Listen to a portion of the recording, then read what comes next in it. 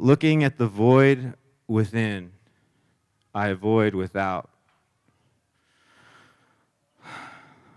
The light that would help me find myself, I feel like I can do without. But it's really you that I need. Balance in between. And every time I see all of you, it gives me an excuse. Nope, it gives me a reason to get out of bed.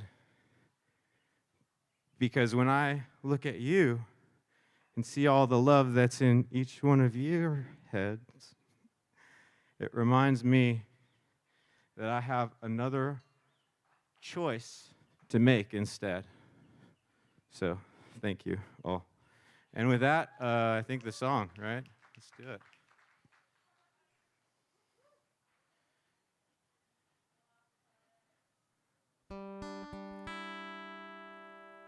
I wrote this last year, and I've never recorded anything. This is the first time I've ever recorded anything.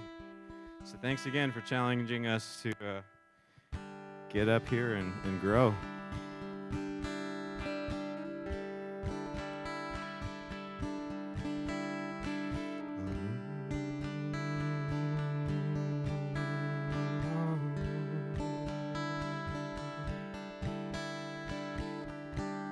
The time it takes to see, the times we make refrain from who we are, what will be. Tell you truly, you're free. Open up your eyes and see. The sun is shining and birds are flying, everything's alright.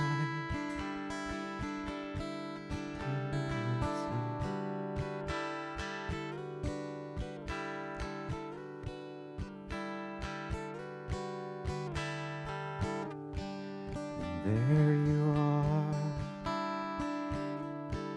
so close and yet so far away from here. But don't fear, it's only everything, everyone. And you are a part of that. Don't forget you are so much more part of that.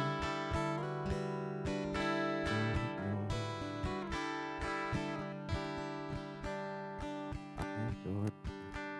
Oh, thank you so much. Have a good day. Thank you you. for putting up with me. Thank you, Joaquin. Give it up for Joaquin one more time. If you're just joining us now, this is a day of self-love. This is a day where a lot of poets are coming up and sharing their art. There's going to be a panel later with our featured poets. We got 3 amazing poets that are featured. Got Miss Darko, Monarch. We got one more also. May May, of course, she's in the Love Yourself Foundation. I'm like looking at the open mic sheet right now. So if you are a poet who's on the open mic tonight, just go ahead and gather around the stage if you hear that you're on deck or in the hole. That way we keep things moving smoothly. On deck, in the hole, we have Miss Melissa, or I'm sorry, Jen Hornbrook. On deck, we have Melissa. But up next, we have Brooke Hairston. Brooke, are you in the house? Is Brooke here? Brooke, are you here? Test, test. We might have to skip you and Okay. flip it. We're going to flip it. We might have to flip flip it and have Mel come up or someone else. But I just want to say real quick, it's always a pleasure to see, the staple of the community. Joaquin has been attending our events in the past many times. So it's always so good to see familiar faces here in the community.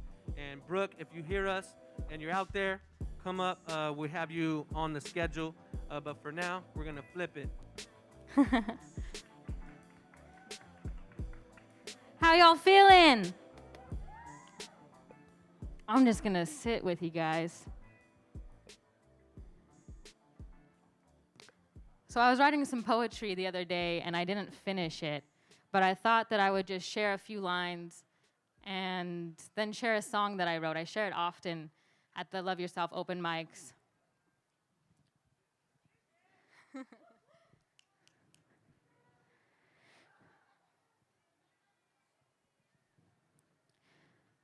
I drink sweet joy and clarity from abundant cups. How blessed in lifetimes can one be? I need not know to sup. Mm, mm, mm, mm, mm, mm, mm, mm.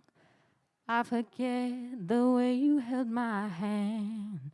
I forgave a woman and a man. I admit the way you say one thing but do another. I'll never understand. Mm-hmm. Mm-hmm. And though my innocence betrayed me, now there's nothing to regret. I know we did the best with what we had, and together we learned from our mistake.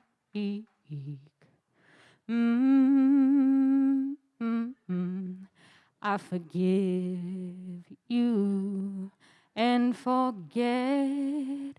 Ooh, I have met myself a little more this time around. You opened up that door. I forgive you and forget. Ooh, I accept the lessons I have learned this time around. I'll leave the bitterness. I will leave the bitterness. Well, I forget the way you held my hand. I forgave a woman and a man. I admit the way you say one thing but do another. I'll never understand. I'll never understand. Oh, I don't need to understand to leave the bitterness behind. Don't need to understand to leave the bitterness behind. Mm, mm, mm, mm, mm, mm, mm, mm, mm, mm.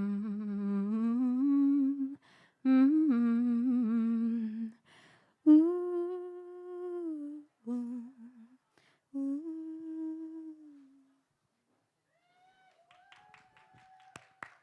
Thank you guys so much.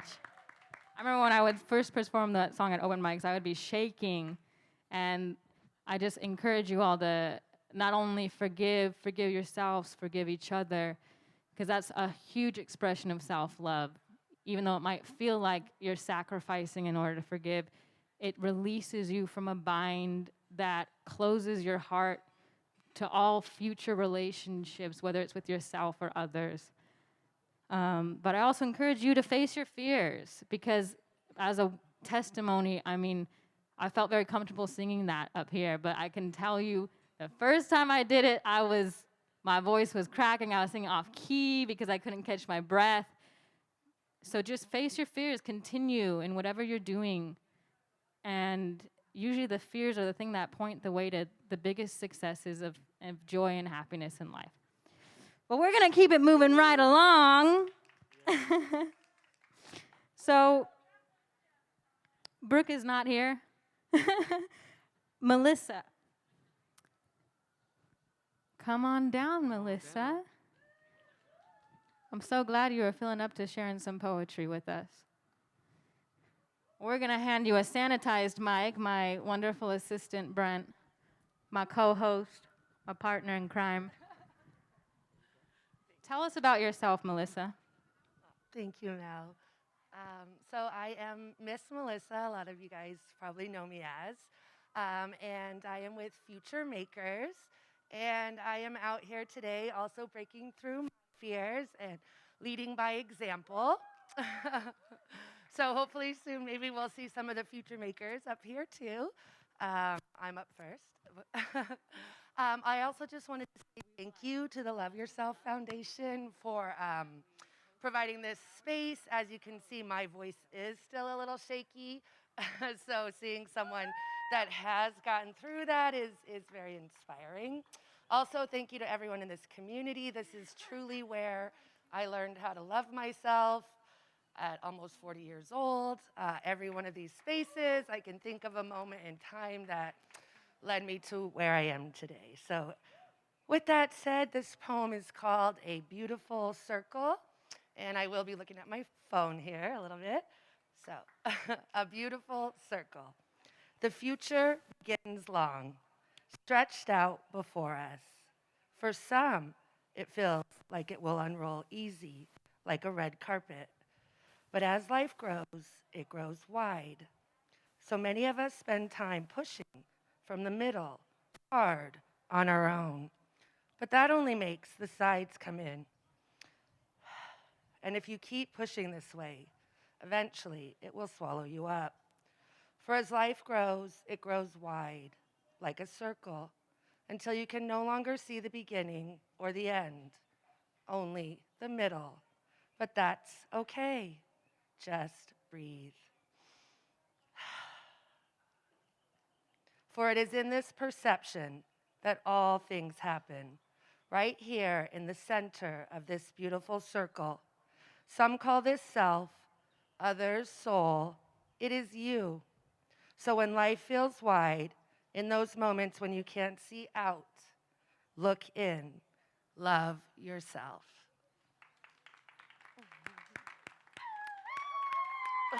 Thank you. I do have one more poem that I have shared before.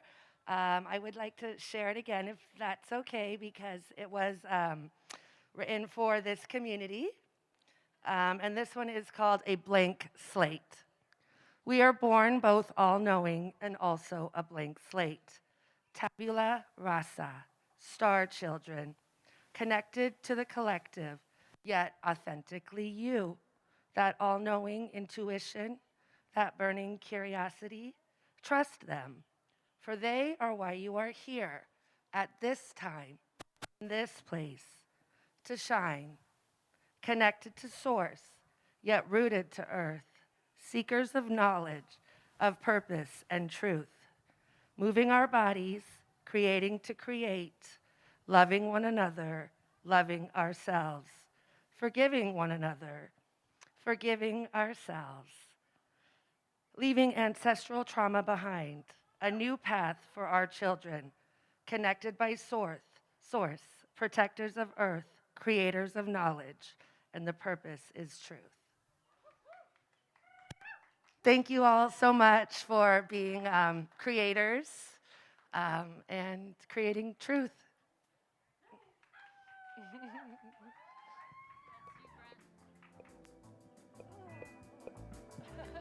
Alrighty, thank you so much. I'm really so excited to be bringing to the stage Jen from Japan. She is making her way to stage, and it's really true, as Melissa was saying, right? We are all creators, right? We're attracting what we want. We're becoming what we want, right? Become the thing that you want to be, right? Every day when you wake up, just bring that smile onto your face and just say, I'm attracting what I want. I'm becoming what I want. All that BS, no, I don't. What you want from it? I'm envisioning, practicing every single day of the week. Smile on my cheek, see the grin eye to eye. Whoa, on my peripheral, pitch and roll, maneuver the pivot. Master Builder 22, do what I gotta do when I gotta do. We all gotta do what we gotta do. And right now, we're gonna listen to Jen from Japan. Please put your hands together for Miss Jen.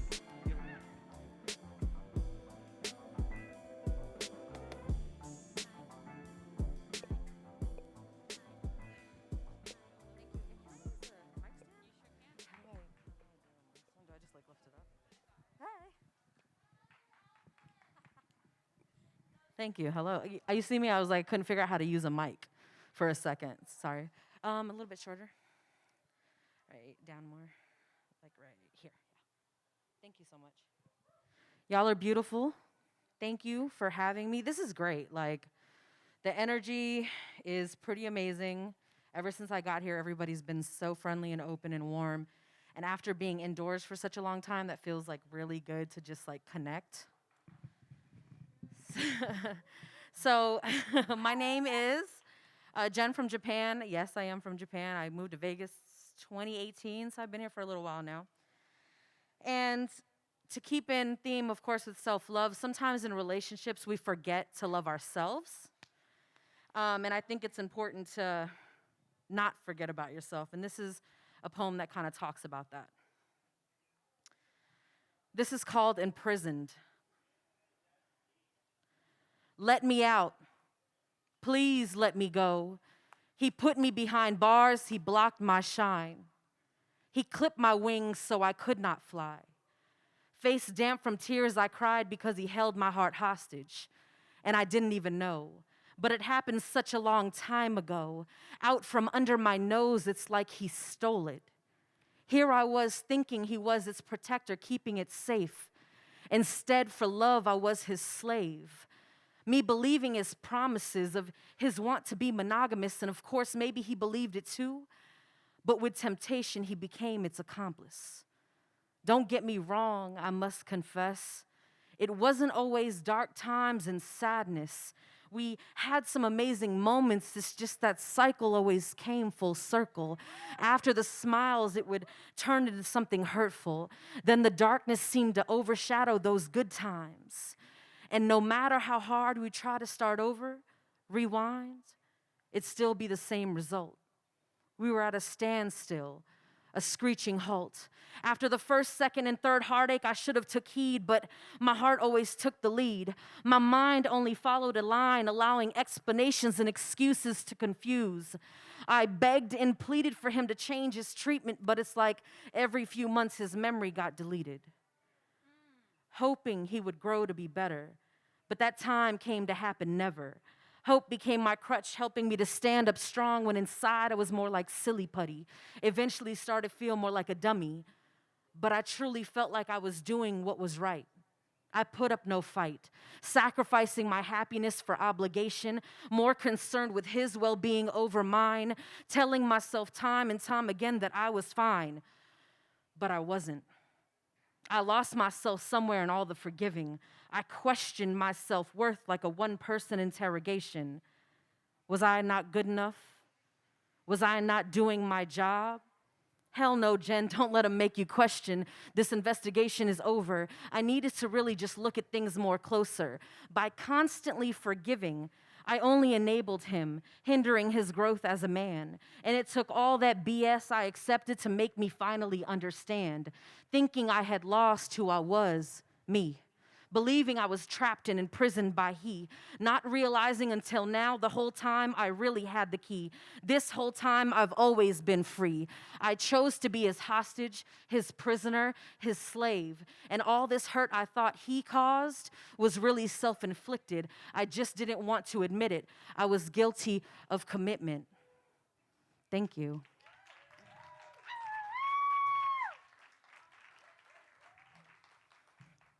I thank y'all. I thank y'all.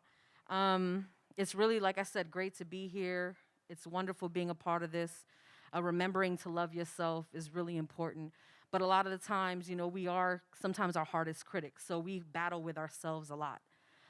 This is a piece that it was kind of going to be a song because I forgot about it until this event came up and I was kind of looking through all my poems. And so I'm going to read it. Like I said, it was going to be kind of like a song. Been trying to work on music lately, but I want to share this with you. It's called Darkness.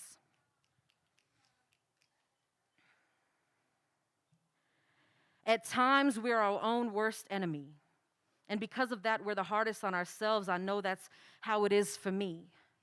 These demons I fight constantly battling, the dark and the light, from open wounds, unhealed pain, heart grew cold from the rain, fire ice through my veins. I manifest, I plan, I pray, because I know every day is a good day. Some are full of gray, cloudy rain and haze, but with storms and shade, the sun will be out one day. From behind those clouds, it still shines despite a shroud. I have to tell myself things will be clear eventually. Just keep being me, keep moving while allowing self-serenity. Because this is a marathon. It's not a race, so remember to grant yourself grace. I'm on this journey speeding down the highway of life. Devil inside tries to take the wheel and take my life. Moving so fast at times, no time to think, just do. It comes that fast while inner voices speak. You cannot mute. They'll pollute and use, play your insecurities. The voices echo, sometimes echoes louder than me. I get drowned out, shout inside my head, no one answers, because this is me. Imagination creates hypocrisy. I gotta snap out of it, take action instead of reactions. Don't get caught up in tomorrow's what ifs or yesterday's satisfaction. The present is the gift. Don't get caught up in negative distractions, meaningless interactions. Live for good reasons, think law of attraction. The call was made and I answered. Visions bigger than me for family and humanity. Belief and knowledge is key. That life is balance, good and bad, yin and yang, love and malice. How can you have light without any shadows? Thank you so much. Again, my name is my name is Adjen from Japan, JENNFROMJAPAN. I'm on Instagram, Facebook, all that good stuff, YouTube. Catch me on the videos. But thank you guys again. Let's hear it one more time for Jen from Japan.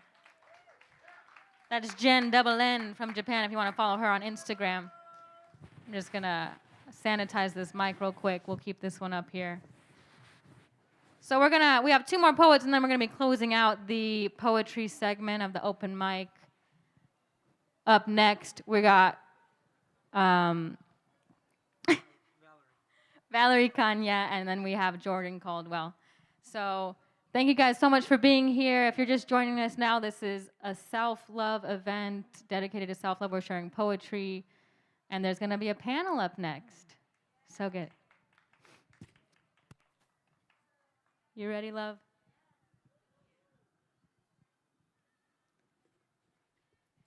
Enjoy. Hey everyone, I'm Valerie Kanya. By day, I'm a graphic designer and illustrator, but I've just started doing this spoken word poetry, especially with the Love Yourself Foundation.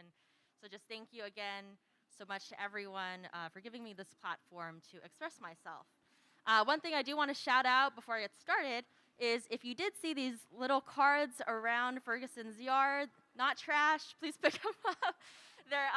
They're little illustrations I made, and on the back is a little affirmation. This one says, "Inside you is everything you need to succeed. You got this." So if you find it, please pick it up. That's all for you. All right. So we're talking about self-love, and I want to share this poem, kind of similar to what Jen said, that there's a balance of loving your partner as well as loving yourself. So this is what this one's about. In the middle of heated rage, icy glares melting into tears and stone-wall confusion turned into dagger words, I look at them and I say, I need a break. We both stop, panting after hours of spiraling. It's nearly 3 a.m., and what we have accomplished is fighting all over the house, both desperately following the other around or threatening to break. We have hurled our feelings wrapped in an endless cycle of strained voices, and now we are uncomfortable in the silence. I whisper, I just need some time. We lock eyes, but they do not see me. They convince me that I just don't want to talk.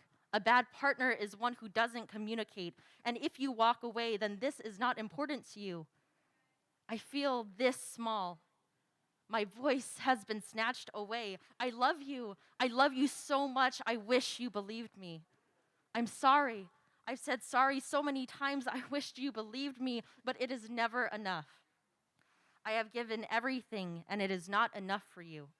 No matter how much I try, never enough, never enough. Still, they ask me to explain, but not with the truth. God, of course not with the truth. The times you've tried that was met with your mother's disappointment, a friend's disbelief, your lover's disdain because you were in your own disillusion. A long time ago, you learned to tuck these feelings into bed at night quietly while you slept on the floor and dreamed of apologies they would finally believe. They did not know the extent to which I would change me for them, give all of myself to them, to the point that when I look in the mirror, my face is invisible. But no matter how much I would carve myself in desperation to what they wanted, I am still left with the rest of me. So this time, can I ask myself, what do I need? The kindness you have, the consideration you have for others are such wonderful things. But when was the last time I checked in with myself? When was the last time that in between choosing to be someone else's something, did I choose to be myself? If self-love is asking me to live my truth, how is my heart right now? I feel weird thinking this way. This is not how I usually do things. It feels like asking questions I don't yet believe. But with every cell I can muster, maybe I can get past this cloud of self-negativity.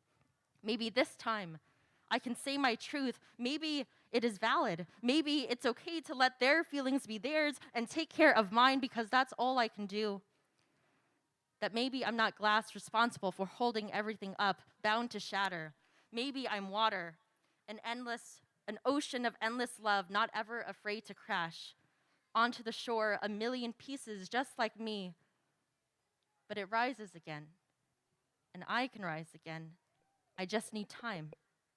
Even if right now I don't feel like I'm not worth anything, questioning what I deserve, at least, the very least, I can say I deserve time to give myself space to understand, heal from the way I've hurt myself. I look at my partner in my eyes, everything I'll say once I come back.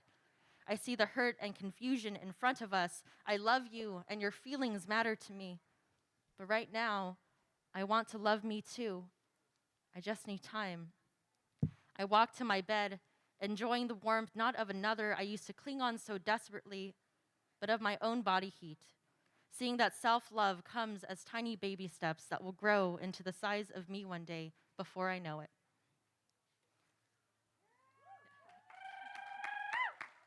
Thank you.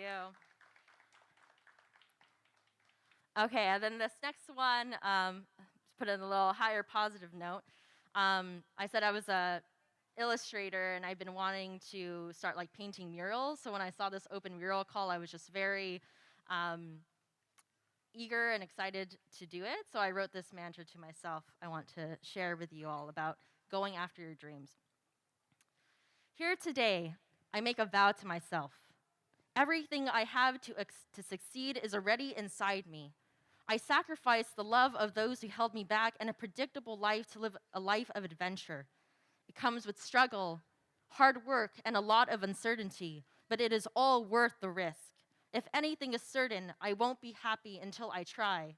No, do my absolute best and see where it takes me. I have dreams that will grow and change with me too, but I will work to see them come alive.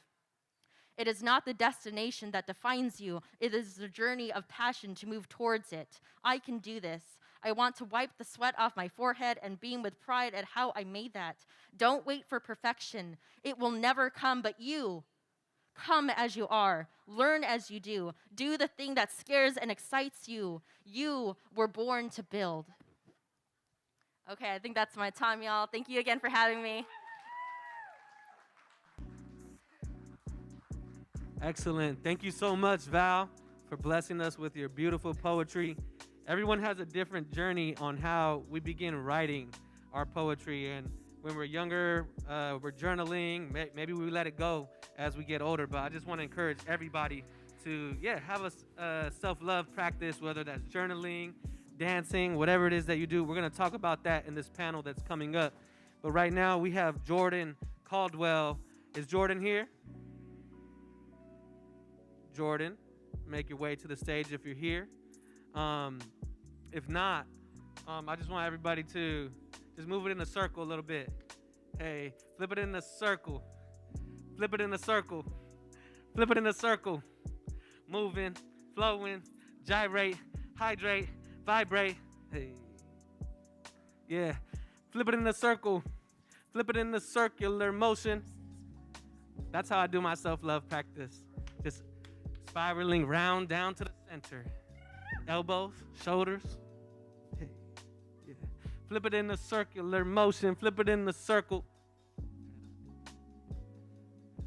As we're here making our way for Jordan to come, we're gonna, if he's not here, I guess we'll get started on our panel. So please, everybody, enjoy the Market in the Alley that's taking place. Thank you again to everybody on Twitch, on Instagram. If you guys feel called to donate, remember you can go onto the Venmo at the Monocool. You can go onto Cash App or Zelle as well. We have our different platforms, Love Yourself 05 or the LY Foundation on Cash App. So, again, who uses Cash App? Who uses Zelle? Who uses Venmo? I like Venmo personally, you know. We do have, I know I'm the Venmo spokesperson, and for Google too, right? So, did anybody get drinks already today from downtown, from Mothership? Who got drinks already? Yeah? What'd you get, Reese, to drink from Mothership? Darko? What'd you get to drink from Mothership? Lavender latte? What about you, Monarch? The same? These are two of our featured panelists that are going to be here today talking about self-love practices and delivering some more poetry. So today is filled of events, that sun shining on your face. It's a beautiful day today. Yeah. Flip it in the circular motion. Flip it in the circle. Spiraling round down to the center. Ay. Flip it in the circle. Flip it in the circle. Flip it in the circular motion. Hydrate, vibrate, vibrate, higher.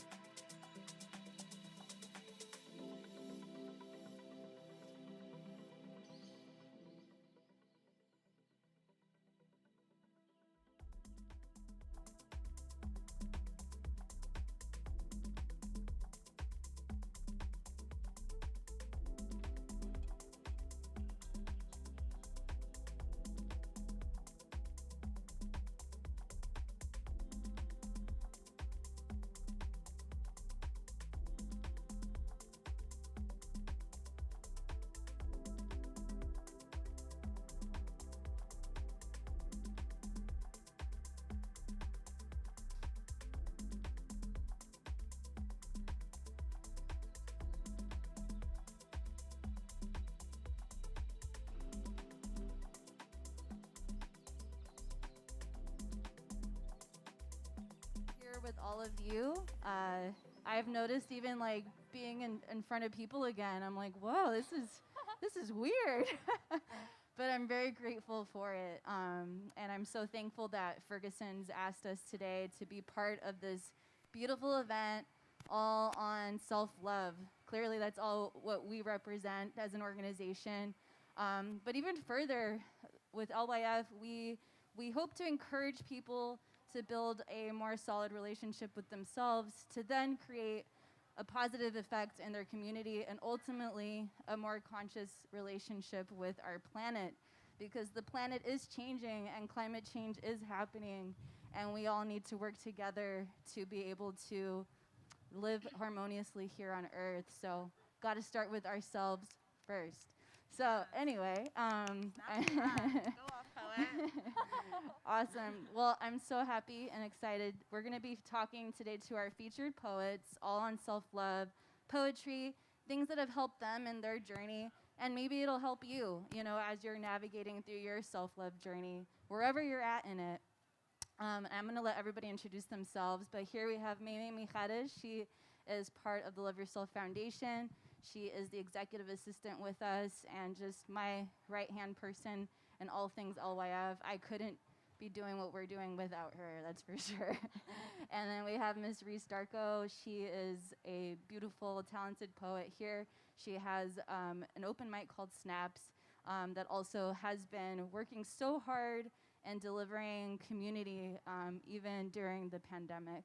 And then today we are joined by Monarch, another up-and-coming poet that I know, and he works closely with Jam, Reese. And so I'm just excited to hear more about everybody's story, and I'm just gonna let them introduce themselves, and then we're gonna get to our questions. So I'll hand it over to you, Meme. Hello, everybody. My name is Meme. Hello. I don't really know what to say. I'm the executive assistant, blog editor, also event planner of the Love Yourself Foundation. I came up with the idea of this panel, and I don't know what to say. But I guess I'm just really happy to be here, and thank you everyone for coming here, supporting these small businesses, and supporting the Love Yourself Foundation in Fergusons. Yeah, I'm just gonna pass it off to Reese because I don't know what to say. Meme, you are beautiful. Hello, everybody. I am Darko, aka Reese Darko. As Monica said, I also host an open mic called Snaps Open Mic, and that is the spiritual network of art, poetry, and self. And we are also all about self-love and growth and really just using creative expression to grow spiritually and within your community. There's not really much else I want to add on for now. I mean, I'm an entrepreneur. I do a bunch of stuff, crystal healing, tarot reading, all the things. I give great hugs, I heard. But yeah, I'm going to pass it off to my lovely friend and teammate, Monarch the Poet. Thank you, Reese. So, as I said, my name is Monarch. I am a poet down here in Vegas. I've actually been doing poetry for about a year now, as far as open mics go, but I have a lot of fun, and as Reese said, I am a teammate on a slam team here in Vegas called Haiku, and it is comprised of me, Reese, Jam the Poet, and the Changeling. We're all incredible. With the 1, 2. Yes, Haiku. You can follow us on Instagram at Haiku. You can also follow me on Instagram at Monarch the Poet, and I'm excited to show you guys some poetry later.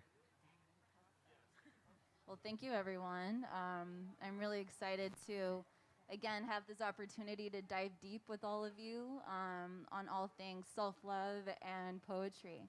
So my very first question is the go-to question always on our podcast, and that is, what do you love about yourself?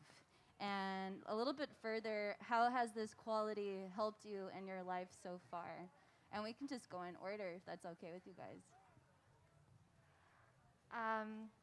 Something that I love about myself is the fact that I grew up saying no to a lot of things and being really quiet, but because of like living in a traditional Filipino household. But I've been growing from that. I started doing poetry and spoken word the beginning of my college career, and then now I have just learned to say yes and to accept things and to accept people in my life who give me love and help me understand love. And that's something that I'm proud of myself because I didn't used to do that. And I think that that's something that is always going to be learned, learning how to say yes to love. Beautiful. Yes, always say yes to love. Love yourself, love each other, love the earth. One thing that I love about myself is my ability to harness my emotions and use it as a way to impact people's lives and reconnect them with their own emotions that maybe they've been carrying out of trauma and maybe like self-doubt and insecurity. And it's kind of been a little bit of my mission to help people in any way that I can by just showing them that they can live in their authentic emotional truths without fear of judgment or anything. Because if you truly love yourself, then you will allow yourself to hold that space. And yeah, that's what I love about myself. Beautiful. I love that answer. That's a gorgeous answer. As for me, what I love about myself is my body. It's fantastic. Uh, but as a non-physical feature, I love my voice. I love being able to use my words to help people express themselves or find love and healing in themselves or just guide them in any way I can with just my words. Thank you all. It's so it's such a pleasure for me always to hear people's response to that because I think I can speak for myself. I never really was asked that, growing up. And it sometimes can even feel uncomfortable because we're so used to putting ourselves down and to give that opportunity to people to take a moment to praise yourself. The world can get really hard, so you don't need to be your worst critic either in that. So thank you all for sharing. So now to dive a little bit deeper into self-love. This is a word that is thrown around a lot, and sometimes people they're like, what does that even mean? What does that even truly mean? But from what I've learned so far is that it's a very personal thing, and it looks different for everybody. So for you guys, what does self-love look like for you? I always ruminate on this question. But self love looks like me accepting an incense stick from Reese because it helped me with my anxiety of the fact that I have to be up here. It's learning how to drive even though the roads terrify me. It's like just taking in life and taking it with the punches and taking all of the bad things and learning how to balance it with the good because there's so much good. And that's what it looks like to me. It's the little things. It's remembering to look up straight into the sun and just being blinded, and like it's looking at the grass and seeing all the glints in it. It's just all the little things in life, and I just want to be able to share that with other people. Thank you. Self-love for me takes many forms. It could be something physical, like creative expression and like I said, releasing those emotions. I've always been kind of burdened and chastised for being such an emotional person and being told I was too much all the time and having to constantly like suppress those feelings and feel wrong for feeling. And I think one of the greatest acts of self-love you could ever do for yourself is just allowing yourself to feel, no matter how bad it hurts. And even if, let's say, like for love, for instance, I've always been a hopeless romantic, and I just feel like that's one thing that I've always felt I've had to suppress because I love too much. And I think honestly that's the one thing I've recently started to unlearn is I'm like, why am I punishing myself for feeling love? I love life, I love people, and I think that one of the greatest acts of self-love is allowing yourself to love everything, and even the bad parts of yourself. So really just acceptance and transmutation of all the things that we were told we weren't allowed to feel. Yes. Thank you. You always have such good answers, Reese. She gave me the questions ahead of time.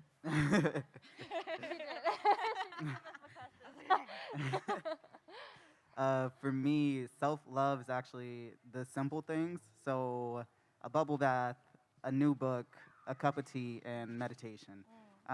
Just the simple things I can do to take care of myself and remind myself, I'm here. I'm here for a reason, and that reason is to be positive and, spread love and love myself. So that is what self-love is to me. Thank you. got- And that's you got good thank you all. It's such a variety, diversity, and that's what it's. No size fits all for all of this, right? It's really comes down to exploring, experimenting, and seeing what works for you. So thank you. So now to get a little bit deeper into poetry, um, is poetry a form of self-love for you? And if so, how has that come to be? Definitely. It's definitely a form of self love. Being able to express yourself and another step, share it with other people, that is a form of self acceptance, that is a form of self love, and that's like showing yourself to the world. Even and even when you write it on the page, you're making your thoughts permanent, and you're making them like you're making them a space. So you're giving yourself a space.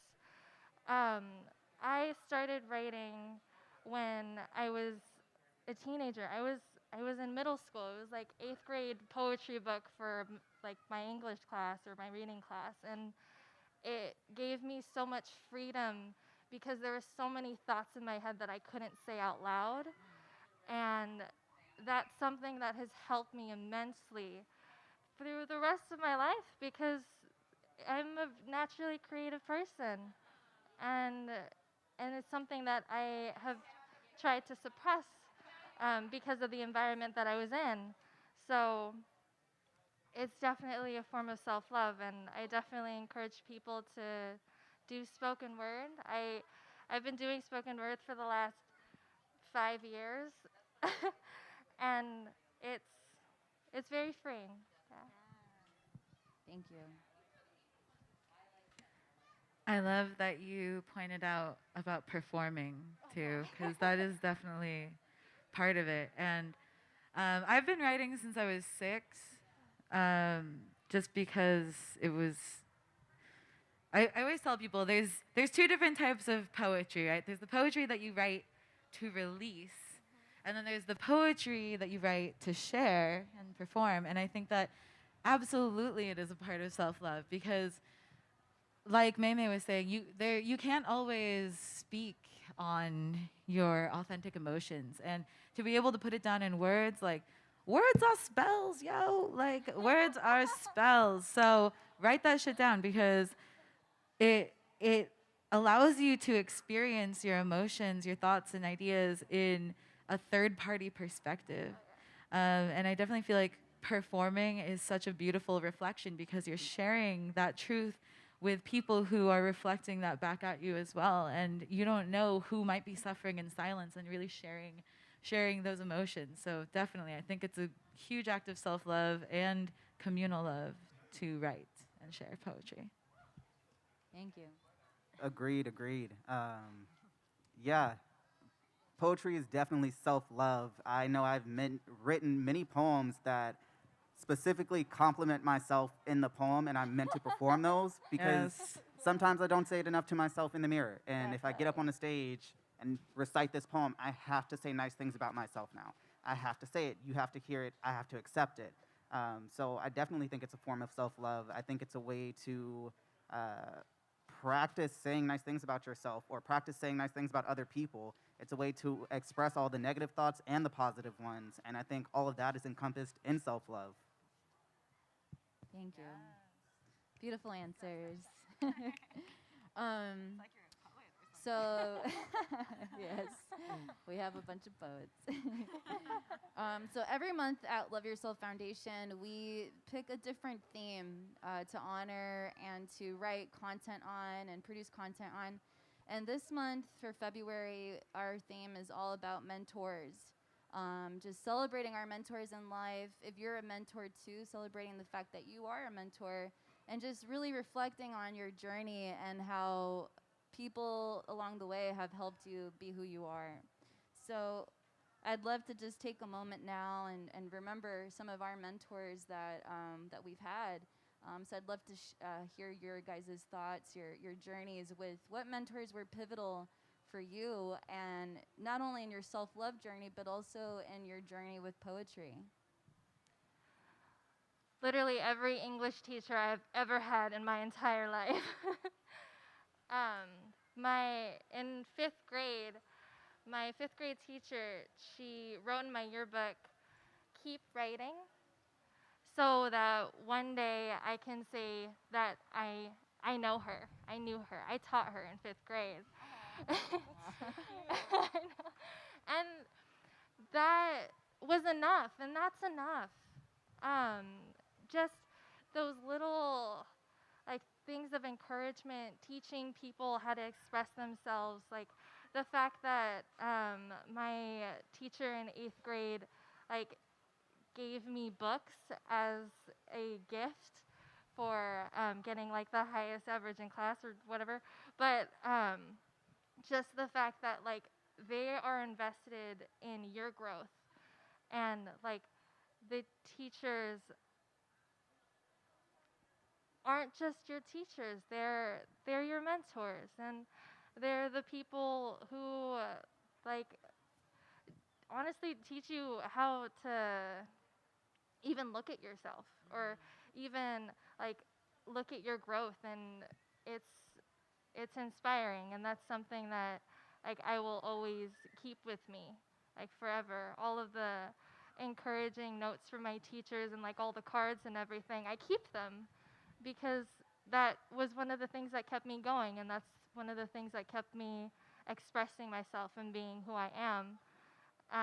Even in college, one of my TAs, I used to go to her office hours, and she just told me to just keep writing and to pursue an English degree. And that's something that I was terrified to do. I was so scared to do English because, well, you know what they say about English majors. So, um, so yeah, but I did it, and I don't regret it, and it's something that I'm immensely proud of myself for doing. Thank you for sharing, Mei. Mm-hmm. All right, so I'm going to keep this, I'm going to try to keep this concise because I swear I could go on and on and on about all of the wonderful people who have affected my life, not only with my own personal growth, but especially in my creative growth. And I do feel that those two things go hand in hand so closely. But first of all, I just want to shout out to my mom because she was my first mentor. She got me my first journal when I was like 5 or 6. And she always celebrated like weird, random little holidays and like would always get me like a poetry book. She would read me this just, I don't know, I never realized like she really just enriched my life with all of these poetic anthologies and read them to me all the time. She would celebrate like Three Kings Day and like surprise me with a with like a random poetry book. And you know, and I suffered from depression for most of my young life, and it was really hard for me because I just didn't understand why I couldn't feel happy, you know. And like as an 8, 9-year-old child, seeing other kids like that, it really weighs on your heart. And so finding that solace in poetry was life-changing, to say the least. And since then, I have been so blessed to not only be inspired by other artists, other poets, but just incredible people I am so proud to call my friends. You know, being able to be on a slam team and see how much my writing has changed and evolved and continues to evolve just from allowing these people to touch my heart with their words. It's really nothing short of incredible. And I just encourage you all, if you have a free thought running through your body, I assure you, you are a poet. Pick up a journal, write that thought down, read other people's works, expose yourself to new facets of your creative life that you may not have even expected was going to change you or impact you in that way. So please just shed your expectations and allow yourself to be open to all kinds of creative blessings that may enter your life. Yes. Beautiful. Thank you, Reese. I love that. Just going after you is difficult. As for me, my mentors, my main mentor was my English teacher, my senior year English teacher. We had a poetry unit, and I wrote a poem, and she was like, "This is incredible. You have to keep writing." And I have since. She has been just like this amazing person that believed in me. But since then, I've also gained many mentors here in the community, Darko being one of them. She was one of the first people to put me on a mic at Snaps, and it was terrifying, yet I loved it. Vogue Robinson was actually the very, very first person to put me on a stage. If you don't know her, she is part of Poetry Promise. I call her my poetry godmom. She is just incredible. Jam Poet, working with her and creating a poem, creating a poem with Jam was just like, it was surreal. She is so incredible and talented and intelligent. So those people are just like integral to my growth. The Changeling, aka Jordan, another one of my teammates. Oh my goodness, their poetry is just the most insane thing in the world, and I just aspire to be like all of them. So those are like the people that I look up to. Also, a lot of the singers and writers we have in the community. All of them have just unique ways of storytelling, and I just try to learn from all of them. So really, the community is my mentor. Yes.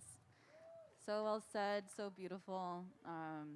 Just thank you all for sharing.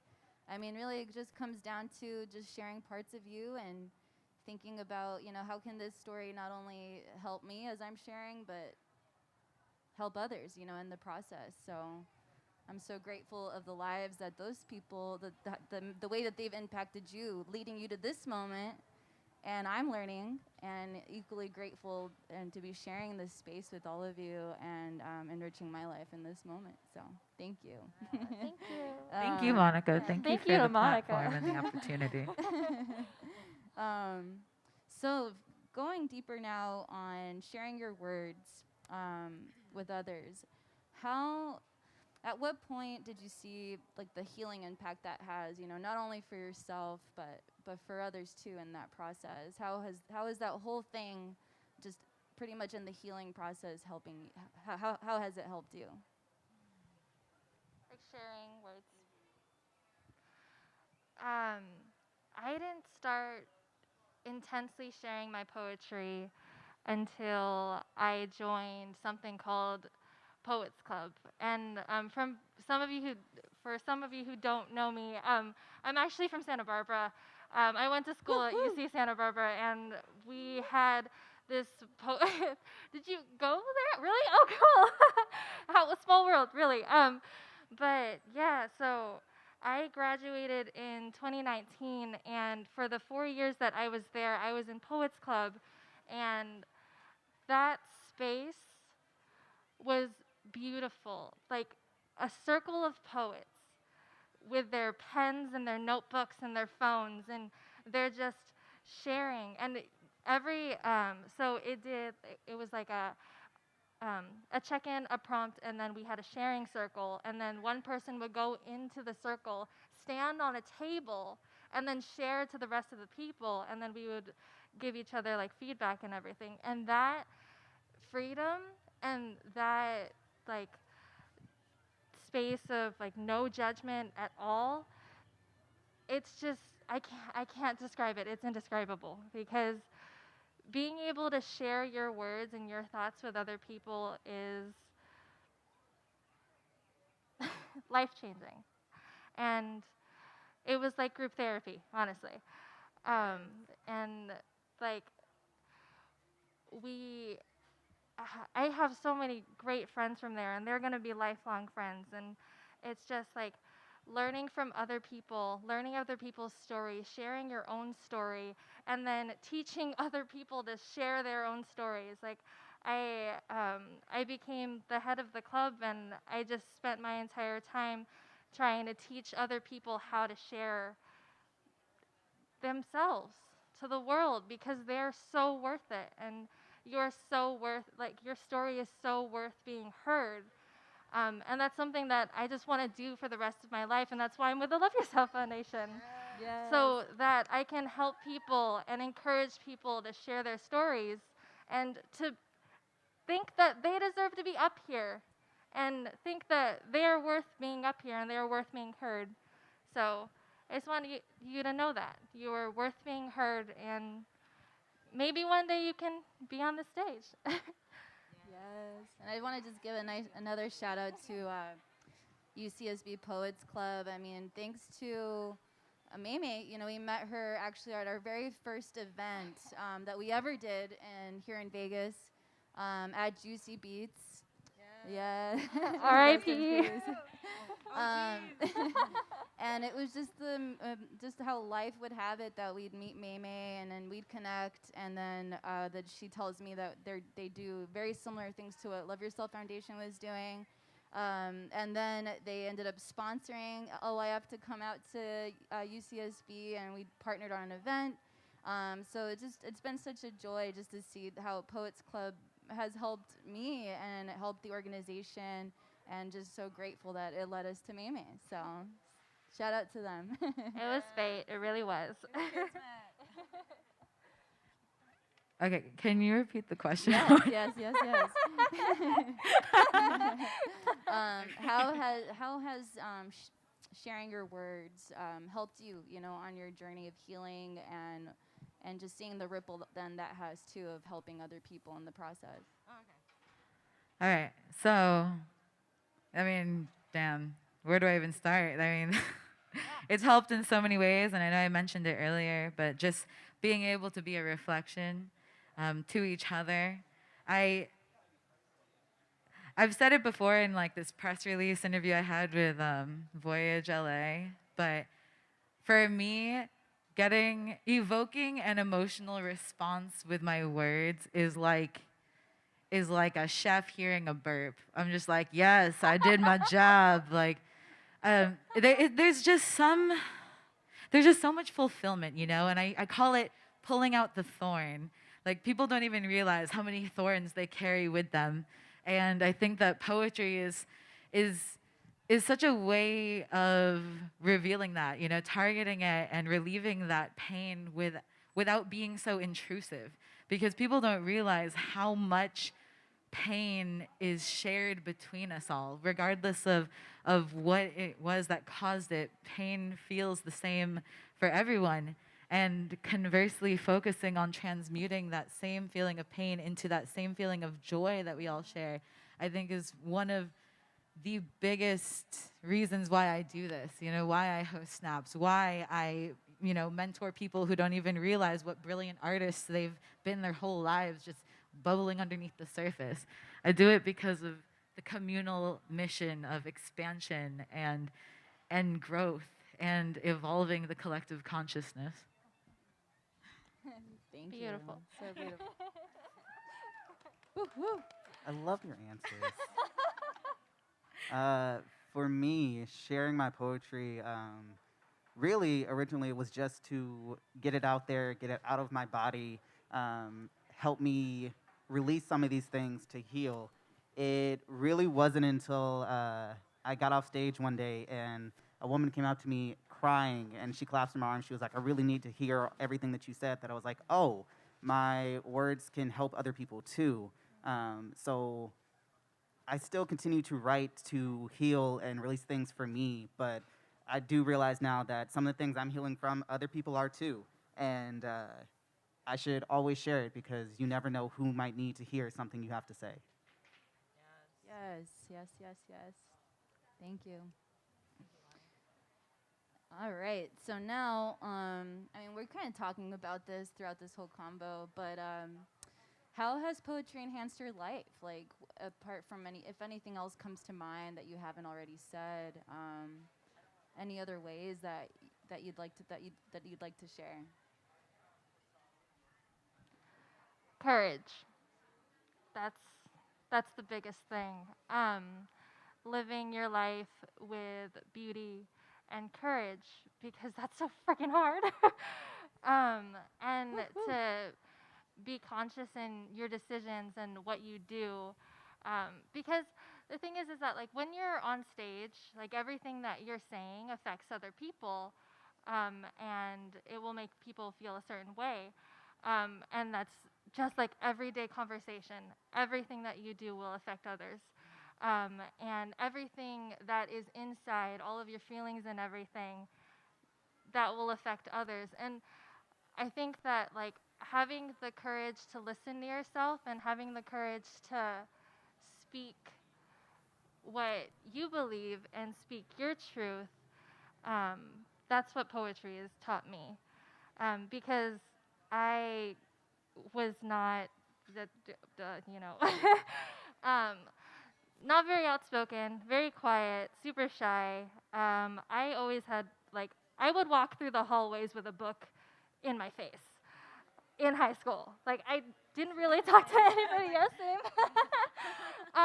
So like when I started writing poetry and I started really reading what I had to say and like listen to what I was feeling, all of that kind of changed, and it's still changing, and it's still something that I'm still learning.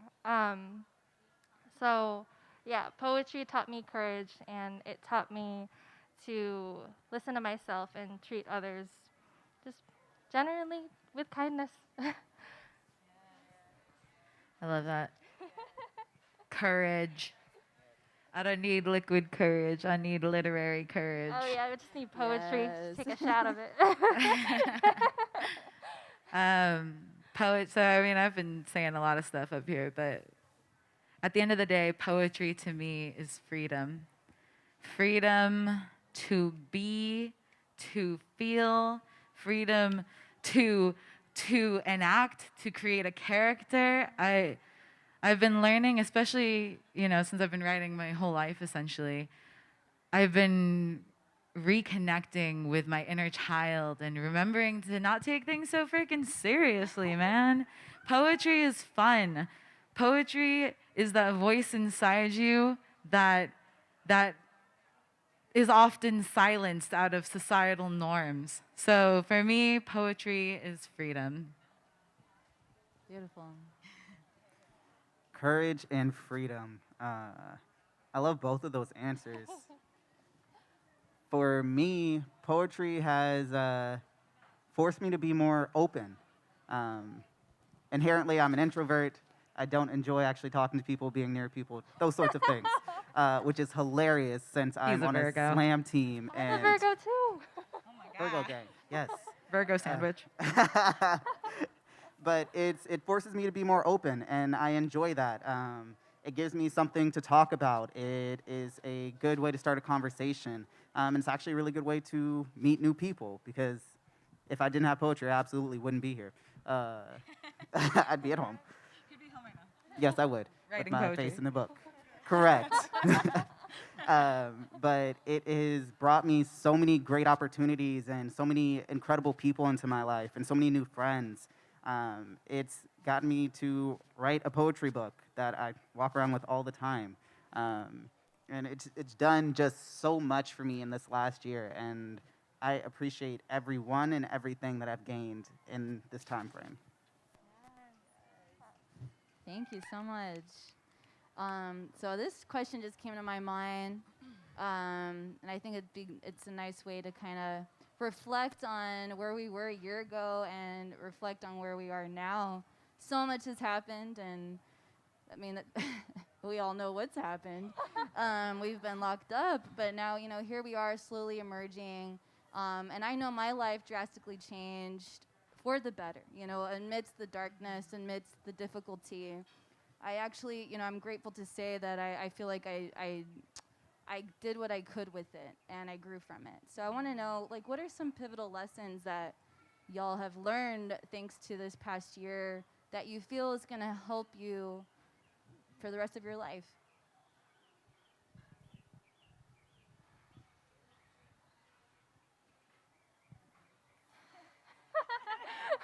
Like, what haven't I learned? Tough question. Man. Patience, solitude, lots of solitude, more solitude. But honestly, it it taught me to really just check in with myself, take breaks, and understand what I need. And it's like there's just such a plethora of things online. And there's so many things that people are creating, and so many things that you wish you could create, but you're too burnt out and everything like that. And that's okay. And it's just learning how to be okay with that, and learning how to be okay with where you are in life, where you are with your body, where you are in your mental state. I think all of this really just taught me to check in with myself more, and be okay with where I am, and to accept where I am. Because, well, at the end of the day, like, you're kind of just stuck in your room, and the only person with you is yourself. So um, we all got to learn how to comfort ourselves. And I'm really grateful for that. I'm grateful that I learned how to practice that and to take care of myself even more. Thank you.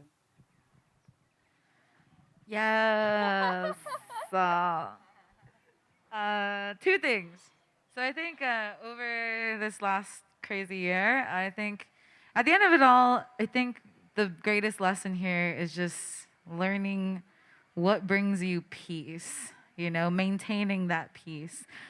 Two things that I learned this past year that have helped me so much in maintaining that peace is the first one being how to truly love myself.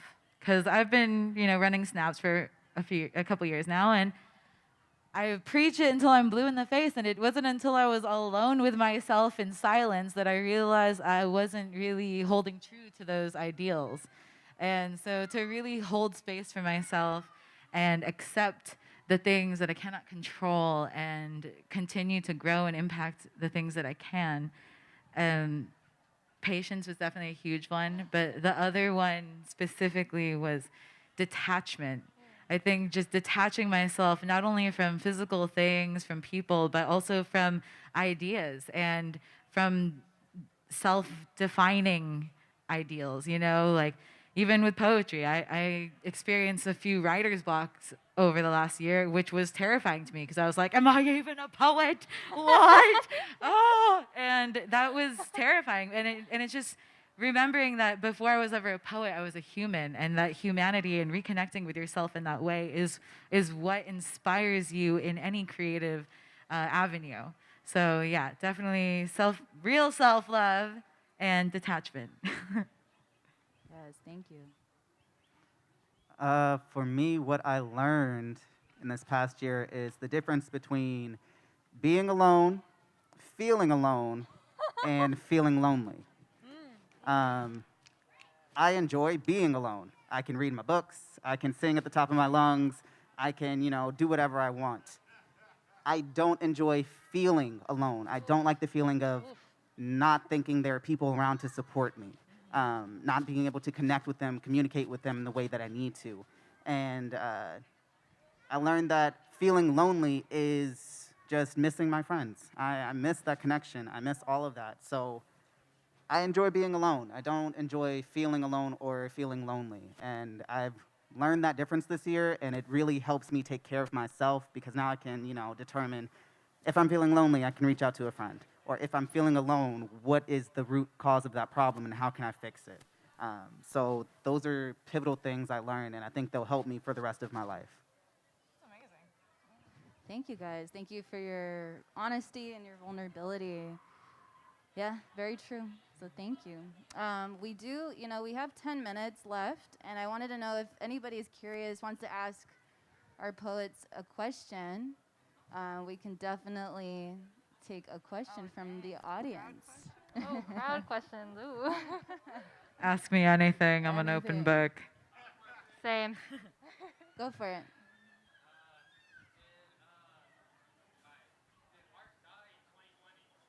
The question was, did art die in 2020?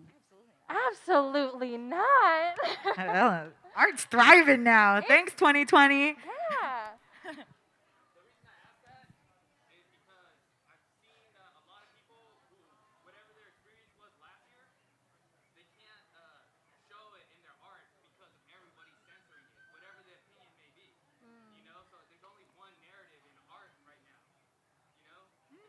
I disagree.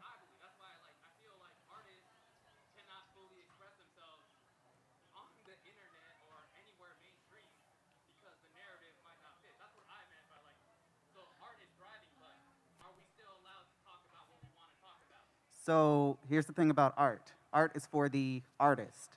Yeah. We as artists, of course, want everyone to hear our stuff, see our stuff, look at it, and love it. And that's not always going to be the case. Art is personal. It is who we are as a person. So art can continue to thrive whether or not people agree with it, whether or not people believe in it, because at some point along the line, it will be what people want. The Renaissance was not anything anyone wanted at the time. They hated all of that, hated all of the paintings, yet Michelangelo and Donatello and Da Vinci, we get all these great people later. So continue to make that art, continue to thrive, because although people may not like it right now, that doesn't mean it won't be the most important thing in the future. Yes. Yeah. You don't have to be mainstream to be valid with your art. Like, yeah. Yeah, I don't know if you know me or have checked out any of my work, but please follow me at She Is Darko, and you will realize that I've been overcoming that social norm pretty much for the last 30 years, and I make it like my soul's mission to ruffle feathers. So if you wanna break some boundaries and do some stuff, DM me. Awesome. Thank you for your question. Yeah. Thank you. And I like your shirt a lot, like Modest Mouse, man. Hey. Dope. Awesome. We could have another question if anyone has another question for our poets related to self-love or poetry.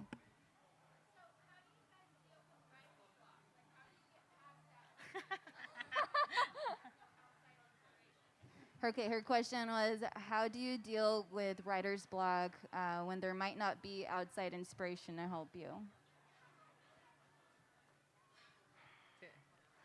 Well, you want to go first? No, go.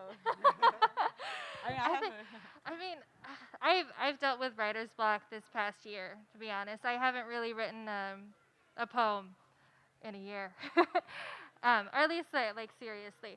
But I think the best thing to do with writer's block is just like figure out what's blocking you. Is it external factors? Is it the fact that like you need to drink more water? Do you need to eat? Like, is there stuff with your body? Is there stuff mentally that's blocking you?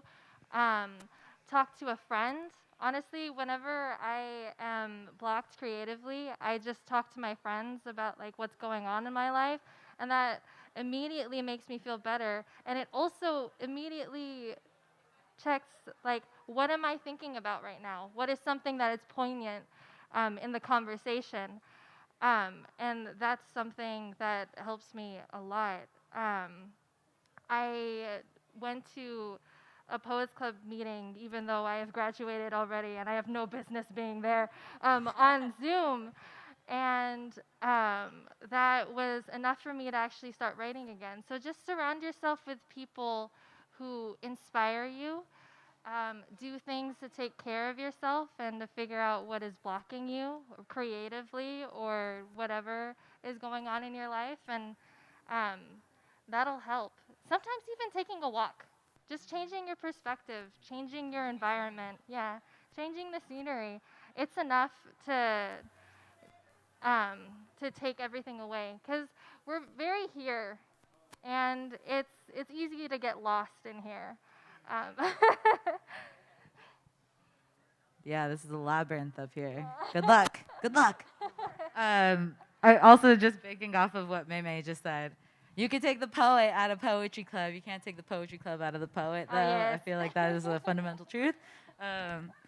And so a couple different things. You touched on it. One of the main things for me is just like going out in nature, changing the scenery, reacquainting yourself with God, source, whatever you believe in. I think that really becoming more in touch with your spiritual self and seeing what that blockage is, meditation really helps me because usually when I'm having a writer's block, and this is what I learned this past year, is it's because there is a fundamental truth that I am not accepting. And when I sit by myself in silence or in nature, I'm able to really admit those truths to myself transparently, and that usually takes the form of poetry. Also, with friends too. Like, I'm really blessed that I have so many wonderfully talented poet friends because I've been going through writer's block for a hot second, and then this wonderful human being, Brittany Soul, tagged me in a spoken word piece for Right About Now. And suddenly I can't stop writing for like the last 4 days. So thanks, Britt. Yeah, basically what they both touched on. For me personally, I have a few secret nature spots throughout the city that I will bounce around to. And the key thing that helps me is to just like write 2 or 3 lines about whatever I'm seeing, whatever it may be, because sometimes you just need that little boost of creativity to help you figure out what you're trying to say in the actual piece that's causing you writer's block. So I find some secluded places that are nice and shady, and like I will write about the cars passing by or the trees and how they look. Just really simple little things. And then I'll try to go back to whatever piece is just giving me a hassle. And usually I have something better at that point. Also, listening to hip hop. Listen, like, put on some Pac, put on some Gangstar, reacquaint yourself with some greats. That always helps too. Also, reading. I love reading. Reading Yes. books, listening to podcasts. I listen to the Love Yourself Foundation podcast, not doing like a plug or anything, but I actually started Shameless plug. writing. But I actually started writing about something that was put in there, and I just started journaling about it. So, just like regular media, even watching shows like Bridgerton. That has sparked an entire musical. So do not tell me that Netflix is not inspirational. I love Bridgerton. Bridgerton inspires a lot of different emotions.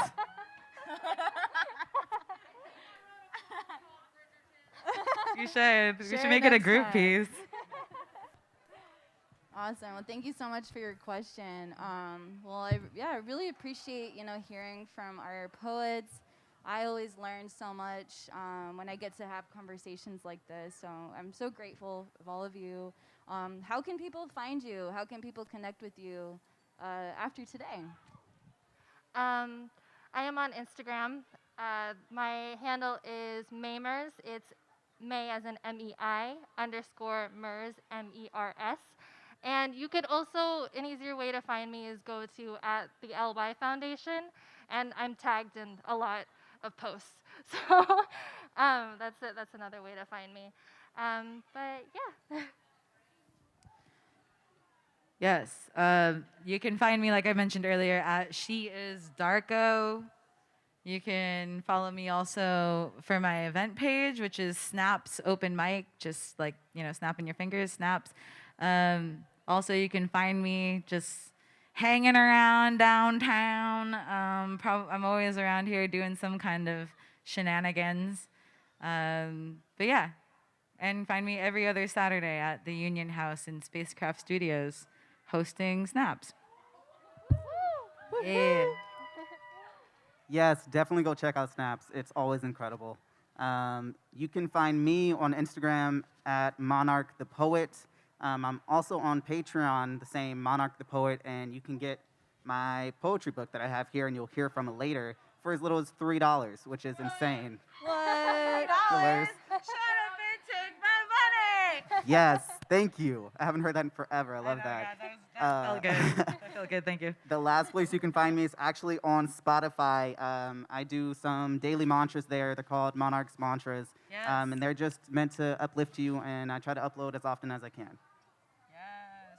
Awesome, everyone. Well, thank you so much for Thank taking you. this time to chat with me. And now I will plug in the LYF podcast. If you It's like, great. It's really good. if you like what you heard, you can check out our podcast on our website at thelyfoundation.org. You can also search for we're on all things podcast, LYF podcast. So please follow us. Please subscribe. Do all the things. Leave us a review. And we actually also have an incredible team of writers. It just keeps growing. Mamie is actually our main editor for our blog. And we're publishing at least an article a week. We actually have Mr. Shane here behind the camera. He's one of our writers too. So we have a lot of content on our website. A lot of heartfelt pieces on there. But yeah, so thank you again. So grateful of Ferguson for allowing this to happen.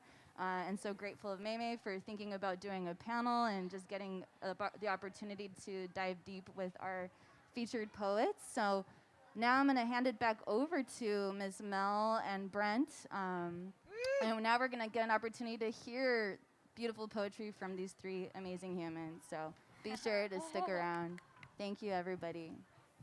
Thank you.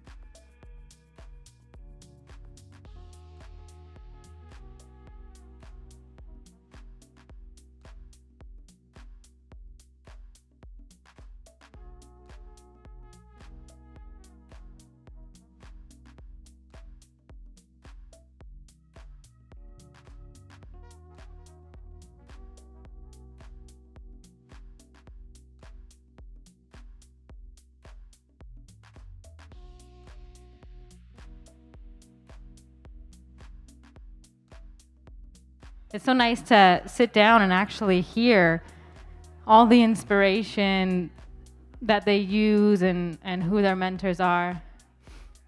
So if you're just joining us, it's a self-love event, and we're focusing on poetry. And poetry is like the basis for songs, and it really helps us to, I love what Reese said. She said there's two types of poetry. One is to get it out, just get out the feelings, the emotion, those things that are negative, but that are inside of us and not suppress them. And then the second one is to just share in joy or share in whatever emotion. So give it up one more time for the poets, the Love Yourself Foundation. Our theme for the month is mentors. So check out the blog at theloveyourselffoundation.org.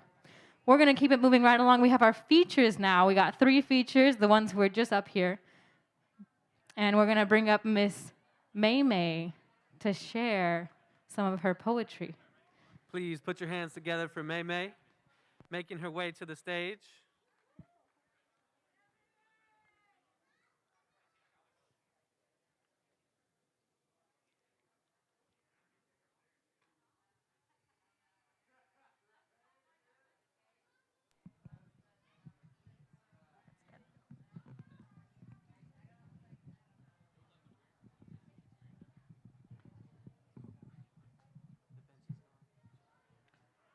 Hello.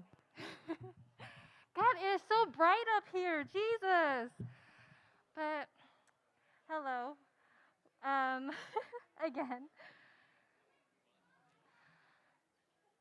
So after sitting for so long, and I guess some of you are standing a little bit, I just wanted to offer some space to wiggle a little bit, just with me. Can anybody wiggle with me? So just like your arm, the other arm, and your leg, and the other leg, and shake it up. Okay, that makes me feel better.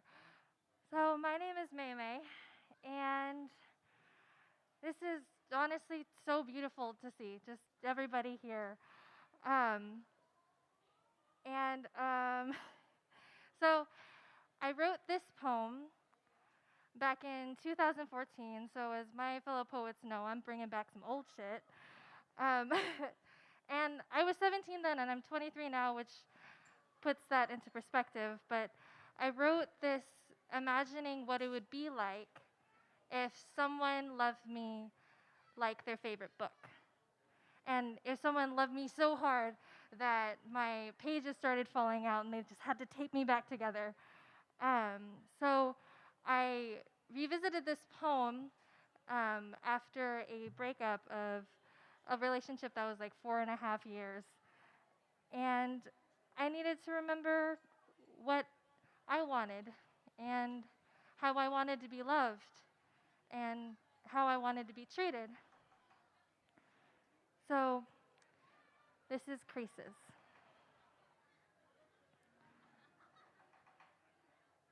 Do you remember her first line? Flip through her thoughts, laugh, cry, furrow your brows, hold her as she confesses why there is a scar on her binding. Trace your finger along her spine and memorize her title. Yes, the font matters. Dog ear your favorite parts, and if she hates that, don't insult her. Invest in a bookmark, or better yet, buy a pack of sticky notes. Go back to these tabs when she annoys you or makes you weep. Please, don't throw her across the room or tear out her pages. She's had enough of that. Take care to brush her gently when she sneezes dust. Take care she does not get caught in the rain without a coat. She won't always be waiting for you on that bookshelf. Someone may find her before you. Remember, she's there. If she ends up in the garage sale box or left on a coffee table on the Ave, maybe you'll look for another copy. Maybe you'll slam your fist on the table again. Call your friends and tell them she left you. Say she never loved you. You're wrong. You chose her. But you forget she chose you too. She let you turn her pages, even when you started from the bottom corner, even when you used a lit cigarette as a bookmark, even when you ignored the scribbles in her margins. She loves you. I doubt she'll ever stop. That's the first one. So I strongly believe that we don't stop loving the people that we have loved, but like we're not in love with them anymore. But it's like they're still a part of us because past us is still us. And it's like rereading a book and feeling all the same emotions, because, and even though you remember what's going to happen. And I think that's beautiful because, well, loving ourselves is hard. But because we remember how we used to love other people, we know that we're always capable of loving. And it's easier when we surround ourselves with people who love us and who will teach us. And I named this, so this poem, hello, doggy. So this poem I actually named last night, even though I wrote it like 2 years ago. And it was when I realized I couldn't write a self-love poem because I didn't love myself. And short little trigger warning for self-harm. It's just slightly mentioned. Okay, this is called Orange Juice.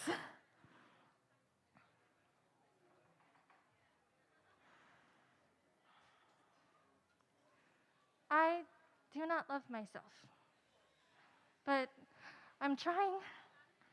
I didn't sleep last night, so I called in sick for work. I didn't eat today, so I cooked for tomorrow. I didn't do laundry.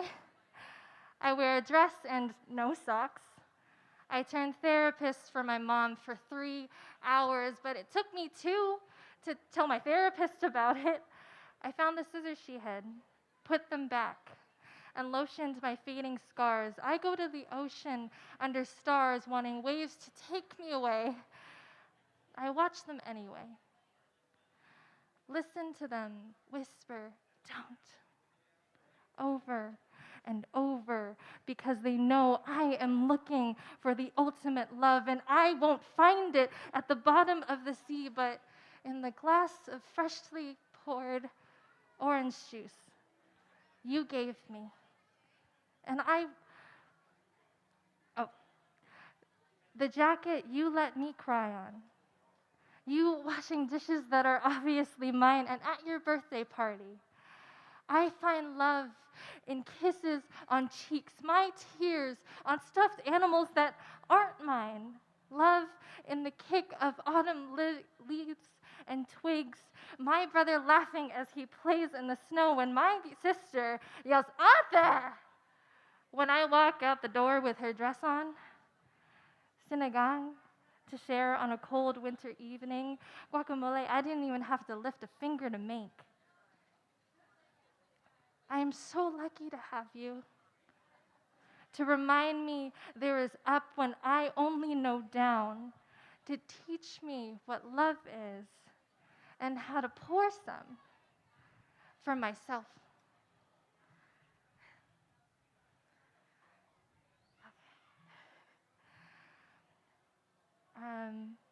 Yeah.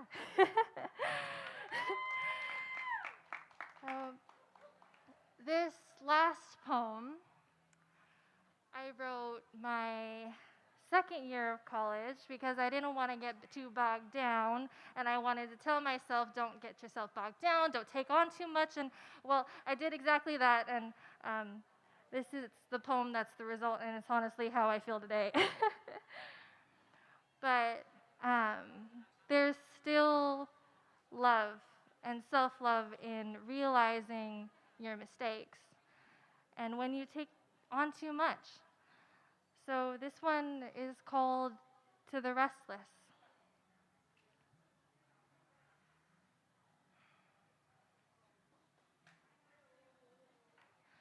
When I ask you how you are, and you say, I'm tired.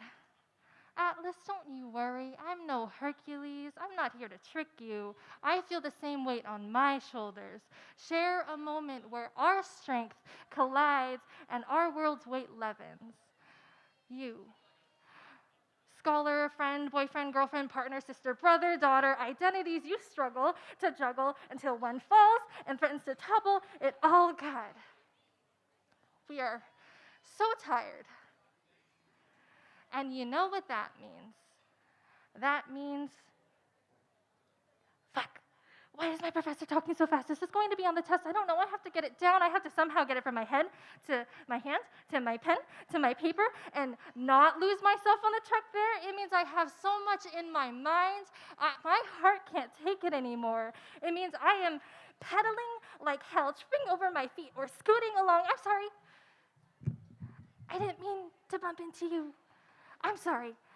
I know you aren't an obstacle. You are a person, but get out of my way. I'm late. I'm late. No, sir, I did not forget.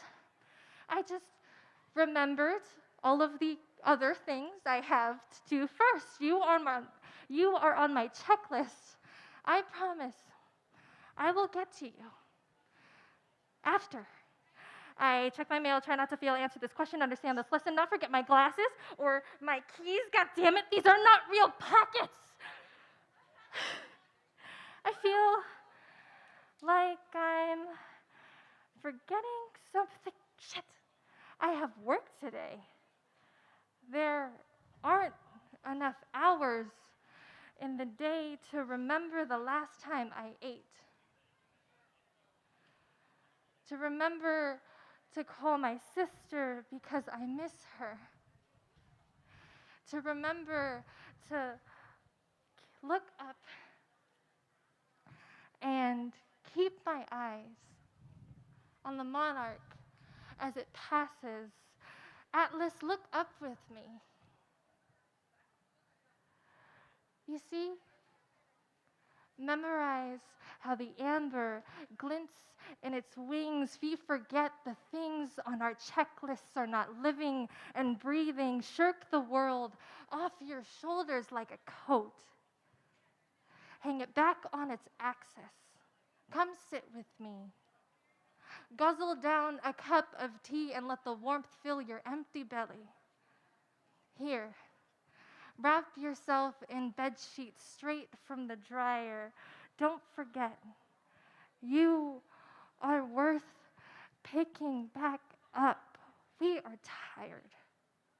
We are tired. We are so goddamn tired, but wait. Please, write this on the back of your hand before you leave so that when the world is bearing down on your shoulders, you can look up and remember a burden becomes light when carried willingly.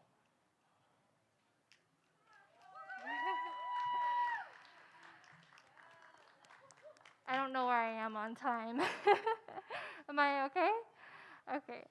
That was honestly my whole set.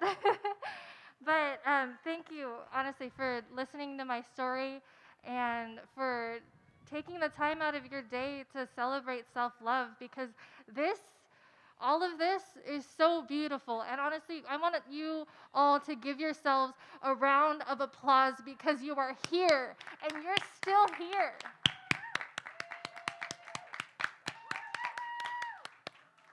Thank you.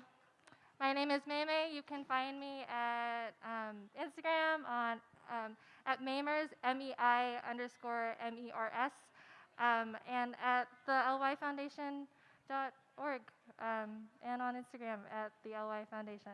Okay, goodbye. Thank you, Maymay. I know I'm really happy. We're very happy that you left California to come join us here in Vegas. I'm sure they probably miss you out there a lot, but we're extremely happy that you bless us here with your presence, everything that you do in the community, working with us. And I thought it was a really interesting story how she said when she was in college, they would all jump up on the table and speak to the room.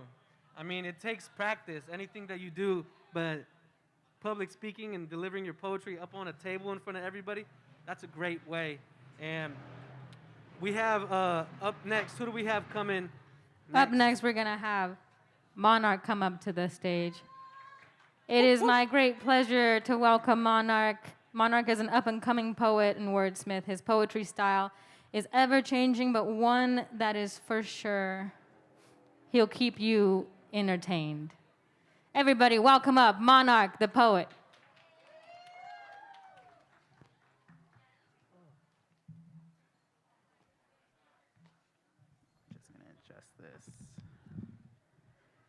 Hi, lovely people. Hi, friend. All right, so my name is Monarch the Poet, and today we're going to talk a little bit about self-love and love in general. So I decided I would take you on a journey through my poetry, my journey from not understanding love at all to finding love and then to finding self-love. So each poem is a part of my story, and I'm actually going to start it off with a poem titled The Unfinished Story. Set that right there. So, I haven't done this poem in a while because, well, I found love at some point and it was no longer relevant. But I'm going to share it with you anyway. And I'm warning you now, there is an F bomb in here because my poetry is just not the same without swearing. So, this poem is titled The Unfinished Story.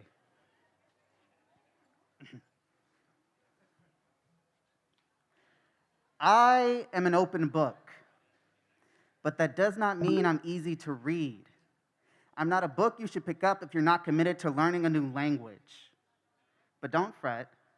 My book starts out like all the greats, like this. Once upon a time, I fell in love. Her beauty and her grace, the lights and shadows as they fell upon her face, were magnificent.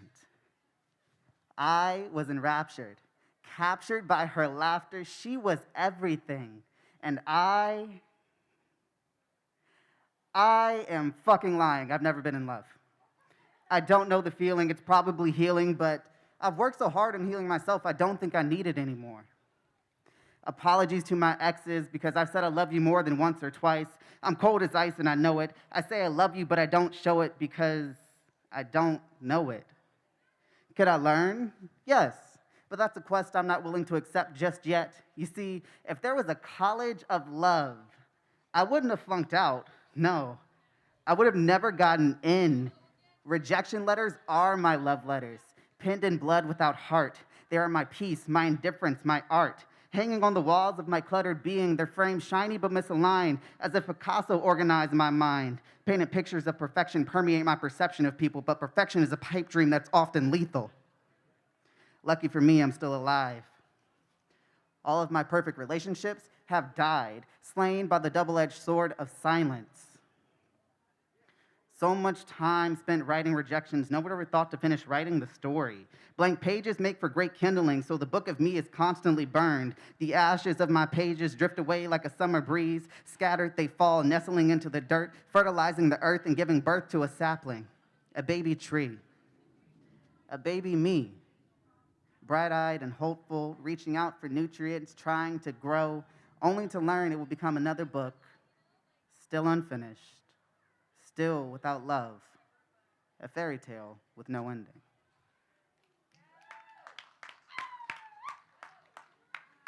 So I wrote that piece a really long time ago, and it was before I'd found self-love or any form of love at all. And I realized at one point I don't really think I know what this love feeling is. So I set out to purposely write a poem about what I define love as. And it's the next piece I'm going to do for you. So this poem is titled Love Is because really, that's all we talk about. What is love?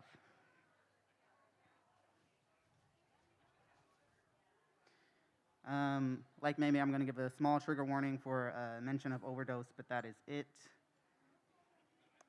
Love is. I speak of love like it's a foreign object because as far back as I can remember, I've never experienced love. But did you know that depression can cause memory loss? And I've lived with depression for over 10 years, so maybe that's where things went wrong. Maybe I don't remember love, but maybe it's been there all along. Love is supportive. It's cheering for your friend before they even step on stage. It's sharing your friend's music again and again and again. It's buying your friend's work at full price. Love is friendship. It's trading earrings mid-conversation. It's silently laughing during serious moments. It's celebrating your friend's birthday by waking them up at the crack of dawn because that's what their family used to do and their family doesn't live here anymore. It's drinking together at the end of a week because that week really fucking sucked and you just need to be surrounded by love. Love is memories. It's meeting new people outside of a bar. It's planning a vacation with your friends and knowing it'll be better than you can imagine. It's going thrift shopping and putting on a fashion show. Love is chaos. It's getting kicked out of a Target for playing hide and seek. It's only having 3 hours of sleep but still cooking dinner for a friend because he just wants to see you. It's both of you forgetting to pick up that one thing from the store that you swore you would pick up from the store. It's calling a friend at 1 a.m. while you bake cookies because you have insomnia and you just need some company. Love is laughing so hard you cry. Love is crying so hard you laugh. Love is creating something new. Love is being you. Love is dance. Love is photography. Love is art. Love is excitement. Love is joy. Love is a toy. Love is fear. Love is climbing. Love is falling. Love is sacrifice. Love is pain. Love is stopping you from taking that bottle of pills at 3 in the morning. Love is stopping you from taking that bottle of pills at 3 in the morning again. Love is burying you with my favorite pen. Love is healing. It's a baby wrapping its entire hand around your finger. It's kissing your friend on the cheek just because you can. It's being welcomed with a hug every time you walk through the door to your favorite open mic. It's singing karaoke at the top of your lungs even though you can't sing. It's coming home to a warm bed. Love is infinite. It's the beginning of every breath. It's the echoes of applause that reverberate through my chest. Love is powerful. Love is kind. Love is energy. Love is a state of mind. I thought I never knew love, but I've been in love this entire time.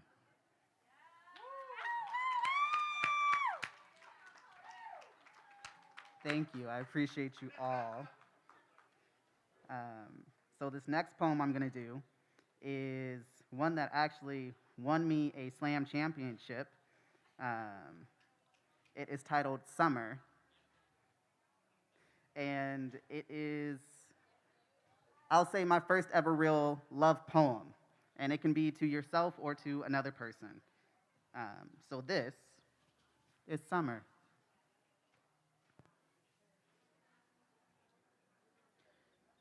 I'm trying to find the words to express how I truly feel, but there's a lump in my throat. It makes it difficult to swallow my feelings. It makes it even harder to speak them out loud. I look into your eyes and I see a hope I'm all too familiar with.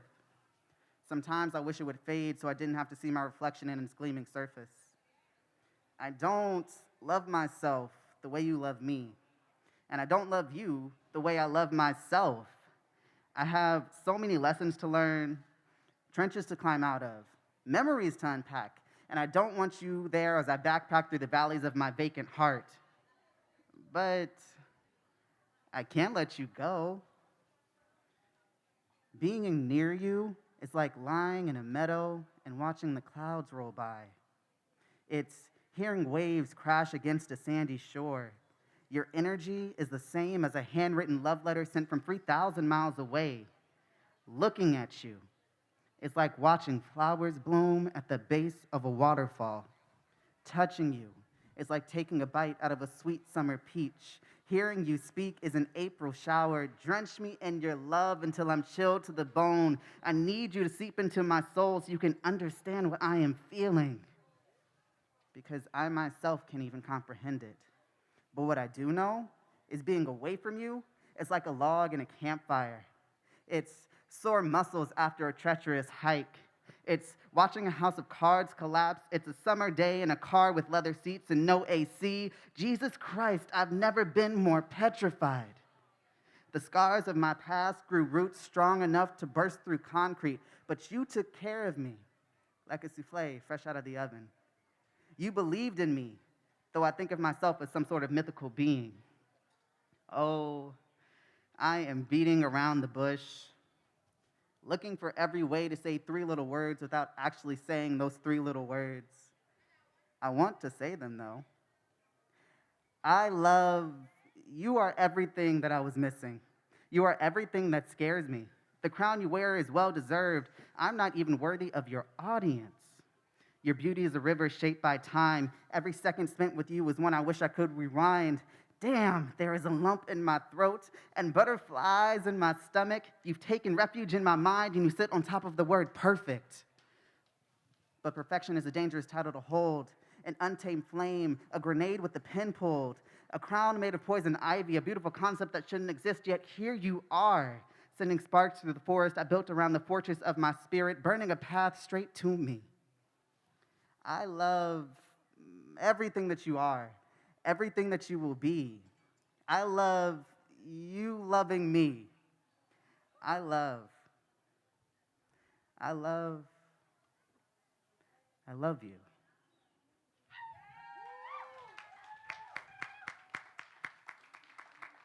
Thank you guys. So shameless plug. This book right here is one that I spent about a year and a half, nearly 2 years, writing myself. It is all handwritten, hand sketched. It is my pride and joy, and it's actually available on my Patreon. Again, for as little as $3.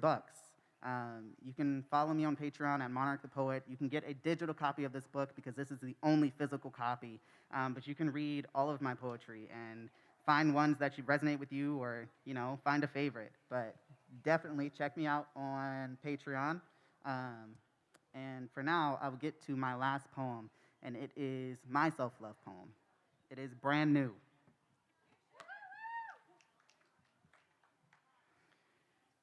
Okay. Let me go and find it real quick. Ooh, where did you go? Listen, I have like 5 notes worth of poetry in here, and so it's in one of these. There you are. Okay. So this poem, I actually wrote a really long time ago, but I rewrote it to be more of a reflection of self-love of myself. And I rewrote this not only maybe like 2 days ago is when it was completed, and it is titled Hourglass. We stare eye to eye. I tilt my head. The corners of your lips reach for your ears. I step back.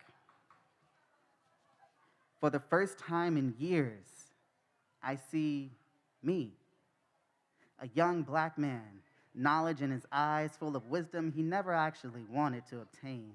His skin forged by the richest metals, thick, resilient, weathered. His posture says power. His mouth says promise. He is tough, yet gentle, all the same. He is sand. If you smack into him, you will feel the consequences. If you try to hold him, he'll slip through your fingers. But add a little water, and you can mold him into whatever you desire. Add a little fire, and he becomes glass. He knows exactly who he is, what I am. The mirror. I reflect the energy you give. I show you yourself when the world around you casts shadows. I make sure you look good before you go out. I see you at your lowest and think no less of you. I show you truth when your eyes whisper lies. I am everything you see me for. I am pieces of glass enhanced by valuable metals. I can shatter, I can cut, but I can show you yourself in your entirety. I am a mirror. I am sand. I am glass. I am time. I am love.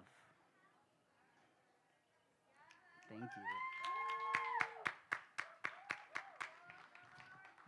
Thanks, friends. It's been a pleasure being up here. I haven't been on the stage in a long time. I adore all of you for coming out, for sitting here and listening to me. If you want to follow me on Instagram, it is Monarch the Poet. If you want to follow me on Patreon, it is again Monarch the Poet. And if you just want a daily dose of my voice and hearing something positive, check me out on Spotify, search up Monarch's Mantras, and there are different varieties and topics for whatever you're feeling in life. I appreciate you all.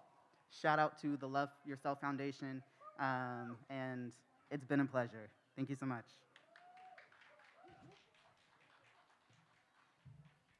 Let's hear it for Monarch the Poet one more time.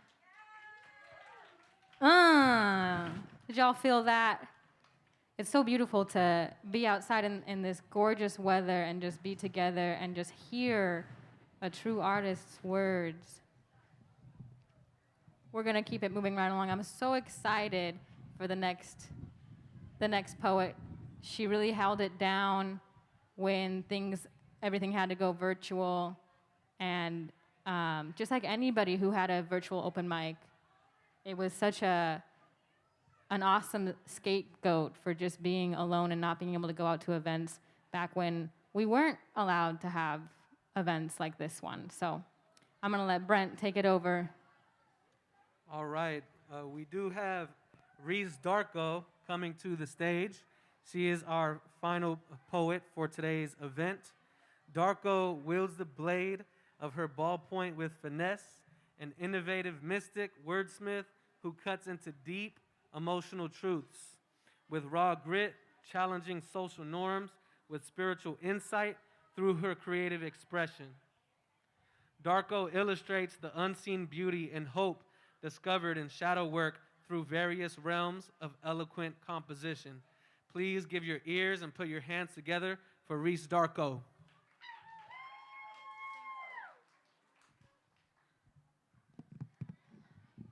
Thank you, guys. I'm not going to try to mess with this too much. How are you guys feeling? Yeah? Okay, that was decent. You guys soak it in that sunshine? I don't know. You guys were a little quiet. I think maybe we need to step out of the shadows and absorb some vitamin D real quick.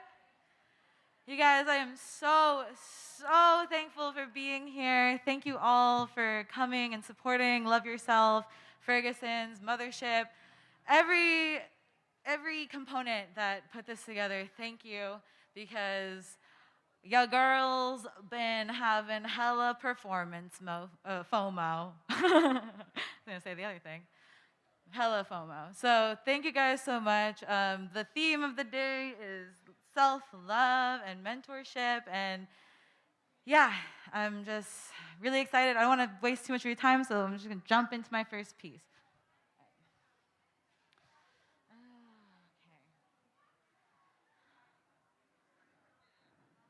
Lately, you've been putting that rebel tongue to good use.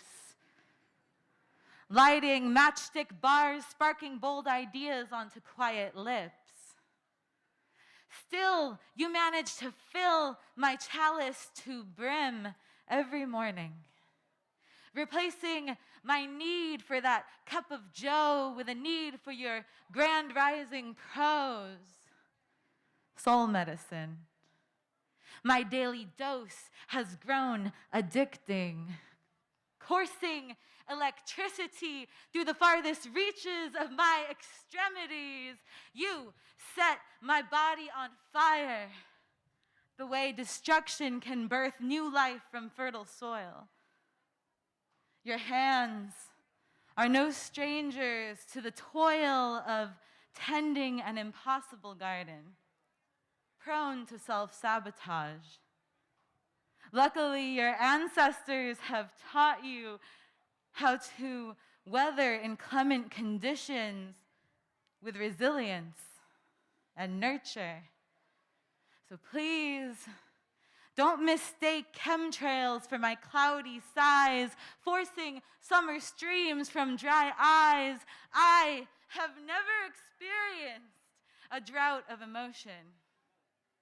Rather, cracked all my dams. I've given up holding back this ocean, and there you are, with open sails and compass, navigating freckled starlight to the refuge of my cave of wonders. Words have a tendency, flowing fluently from you in tolling thunder. Even Zeus himself grows envious of the electric currents between us. Headlining current events, revolutionary poets like modern day Malcolm X with bars like K. Dot. History in your DNA. Twisted, refined, wild, like your overgrown locks, catching energetic frequencies of your network ancestry embedded into every follicle. Teach me how to speak tongues onto reverent sheets, begging to burst into flames. Teach me the power of earth shatter resonating in the echoes of your name. You've got me intent on checking out your fine print, hanging on by the crest of every consonant. Solar eclipse has me speaking your praises in summertime sonnets, ignited under moonless sky and a mess of constellations. You said you'd be here for everything messy. Bed, hair, life. Well-versed in mosaic past and collected clipped wings, my eyes have grown adjusted to the darkness. Now you're the brightest beam in my night. You are more burning bush than lighthouse, somehow making miracles out of lost sheep. And even though I don't believe in luck, I still stumbled upon you like a four-leaf clover or an out-of-season fig tree blossoming in the desert. You are far more than snack to quench the soul of our starving people, awaiting a springtime of wellness for their spilled blood, refreshed by your perspective and unhinged words. I could follow you into the horizon or onto the pages of books, ink-stained solace of your growth into godliness, Mufasa's mane and phoenix wings, my love. I have been without religion for some time, but I am easily encompassed in your prophecies. Thank you, guys. That was my first piece, Phoenix Wings. I kind of just jumped into it, but really, I hope that you get out of these pieces the different variations of love, stemming from romantic love, growing all the way to self-love, and then the love we're able to bring into our community through that self-discovery. This is my second piece. You are powerful, full of power, parallel delicacy. Flower petals pulled apart with ease, weak knees with a tendency to make us fall for one another repeatedly. You needn't be too attached to the scenery. You see, resilience reveals happiness. So what's meant to flourish will be, and what's meant to teach us will leave. Gone upon the breeze, songs whistling through the trees, reveries of old friends who eventually became enemies. What's in an enemy, right? But the inability to digest the reflections of such qualities possibly resonating within me. I'm beginning to always see an enemy with love, regardless of the sting, remembering that every being is contributing something to the highest state of my divinity. It's no sin to be on the path of the divine, immortal mindset led by human hands, still struggling to climb until our feet become grounded. Planted with every step, slow conscientious, but never hesitant, wild moves in silence, as fierce as she is subtle, allowing sun to guide her out the rubble. Beyond troubled waters flows a stream of infinite consciousness. Each of us, a piece of mind aligned with God-given gifts along the river as it winds. There is no coincidence. Time shifting like the tide as it lifts the veil from our eyes. Thank you.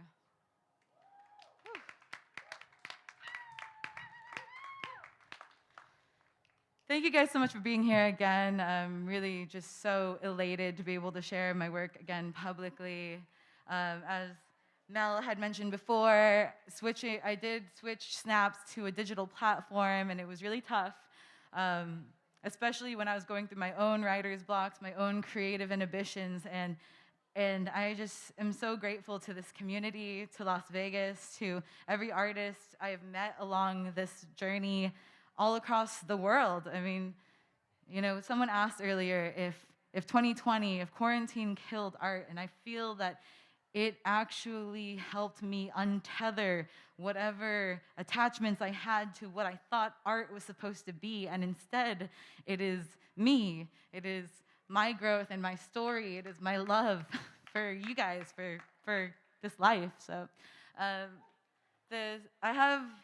don't know how I am on time, but I'm going to try to squeeze 2 more poems in. So this next poem is some new shit. And yeah. I'd like to introduce you to Bay. Not like Manila Bay or bay leaves or a weird way of saying bye. Bay. B-A-E. Before anyone else, Bay is so babe. We lost that second B just to be that much closer. Bay. It doesn't have to make sense, okay? It's just gotta feel right. And you're probably wondering when this is going to start sounding more like a poem. Truth is, this is more love letter than prose. No. This is the button to my bones, shaking every hollow space between my heart and rib cage. I am stone cold faded, wading in emotions so deep I used to drown in them daily. You see, these currents have taken me to shores I never would have seen had I not crashed into them completely. Bay promises to carry me across every threshold into forever because I am worth an eternity, at least. Bay loved me before anyone else, buried and emptied me before bottles and escapes attempted to change the fate of our love. Spoiler alert, Bay is not a person, rather a state of mind. An amount of time dedicated to rediscovering why I deserve to be loved before anyone else. Call it selfish. Sometimes a little selfishness can be the most selfless thing you can offer. The world does not need another martyred apology for your existence. The world needs you to realize what your gift is. This life is starving for your profoundly authentic contribution. The missing ingredient could be the easiest solution if you could just believe that you are capable of achieving your dreams. Remind yourself every morning you came into this world alone, and that's how you'll leave, and that's okay. just make sure at the end of the day, no one's got you like Bay. Okay, I have one more. But before we do that, if you guys are paying attention, I want us to just take a moment, and I know it's kind of hard with the masks on, but I do this sometimes at Snaps, which is my open mic in case you guys are just tuning in or whatever. Tuning in, I'm so used to the digital. Hey, turning up. So everyone just take a moment. If you're present, like just join me in a nice little like deep breath. And on your exhale, I want you to scream if you can. Please scream. I love myself. Okay, so let's just take a nice unified deep breath in and then try to love ourselves vocally. Ready? 1, 2, 3, deep breath in. I love myself. And I encourage you to do that freely, except around people who may be jumpy or, older people. All right, so this is my last poem.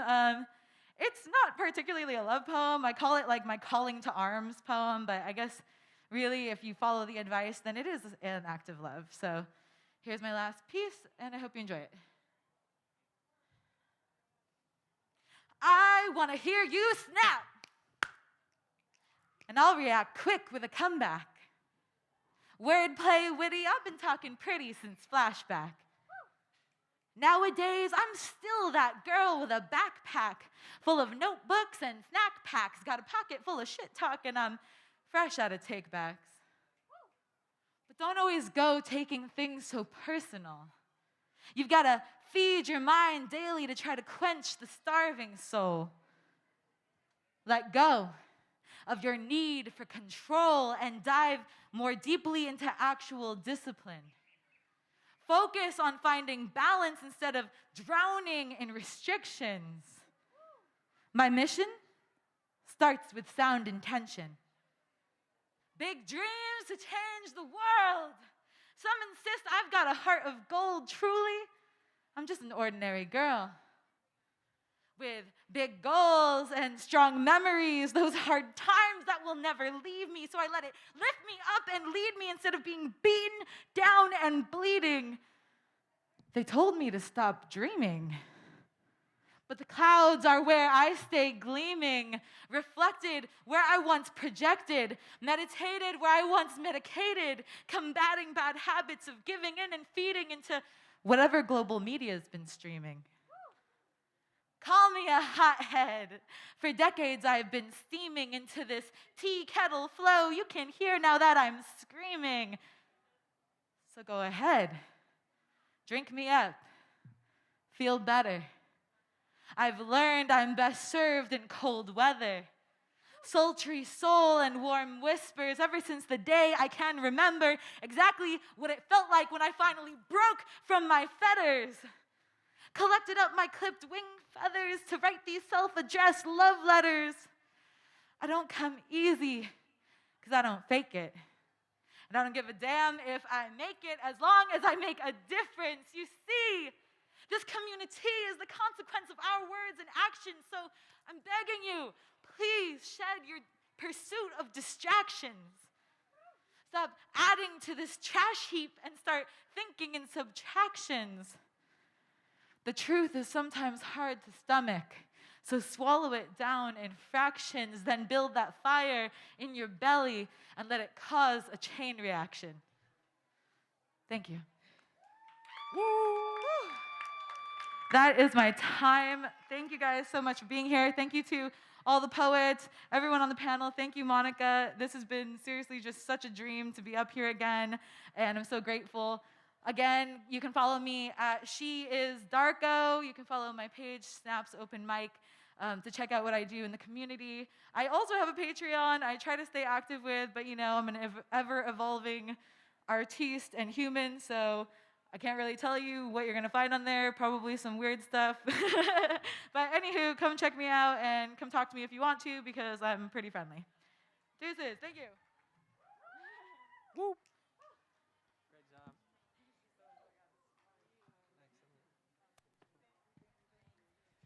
right. Again, thank you. That concludes our event for today. We do have Market in the Alley is still taking place at 3 p.m. There is a sound bath that's going to be happening. And on March 6th next month, we will be here again having an open mic, Love Yourself expression. So please, can you guys not hear me that great? Okay. So on March 6th, oh, there we go. On March 6th, we will be here again. So please mark your calendar, and we look forward to continue expression, self-expression. That's really what this is about. And I've been inspired today by these poets that we have here that bless the stage and the mic. Thank you so much. Thank you to Downtown Fergusons. If you feel called to donate, we'll go ahead and let you know where you can do that. Thank you to everybody that tuned in on the streaming, on Twitch, on Instagram. And what else did we have to say to them, Mel? Just that thank you all for being here. Thank you for being so conscious and wearing your masks. I want to give a shout to this themes month is mentors, and I want to give a shout out to my mom who made it out today. She made it outside, guys. But yeah, if you want to donate, check it out there. If you're on the live stream, they're pinned there. Shouts to Sonia and Cameron Calloway who stopped by. Check out their music. They're amazing. And I want to give a shout out to Brent for being such an amazing co-host. My pleasure. Thank you, Mel. Thank you, Monica. And remember, if you guys need a haircut, salon, barber, Mel extraordinaire will help you with that. How many people have got their haircut in the audience by Mel? Okay, see a couple of us have. Very good. So we can testament. And again, if you guys feel called to donate, you can go on to Cash App at the LY Foundation. On Venmo, it's the Moni Cool, THEMONI Cool, COOL. And then through Zelle as well at Love Yourself 05. So again, thank you so much to everybody that's been a part of making community happen today. Poetry, words are magic. So remember to take your words and affirm the things that you wish to become true. And we're here to support you, the Love Yourself Foundation. Thank you guys so much. Give it up for our featured poets one more time. They were so amazing. Thank you guys. Thanks for being here.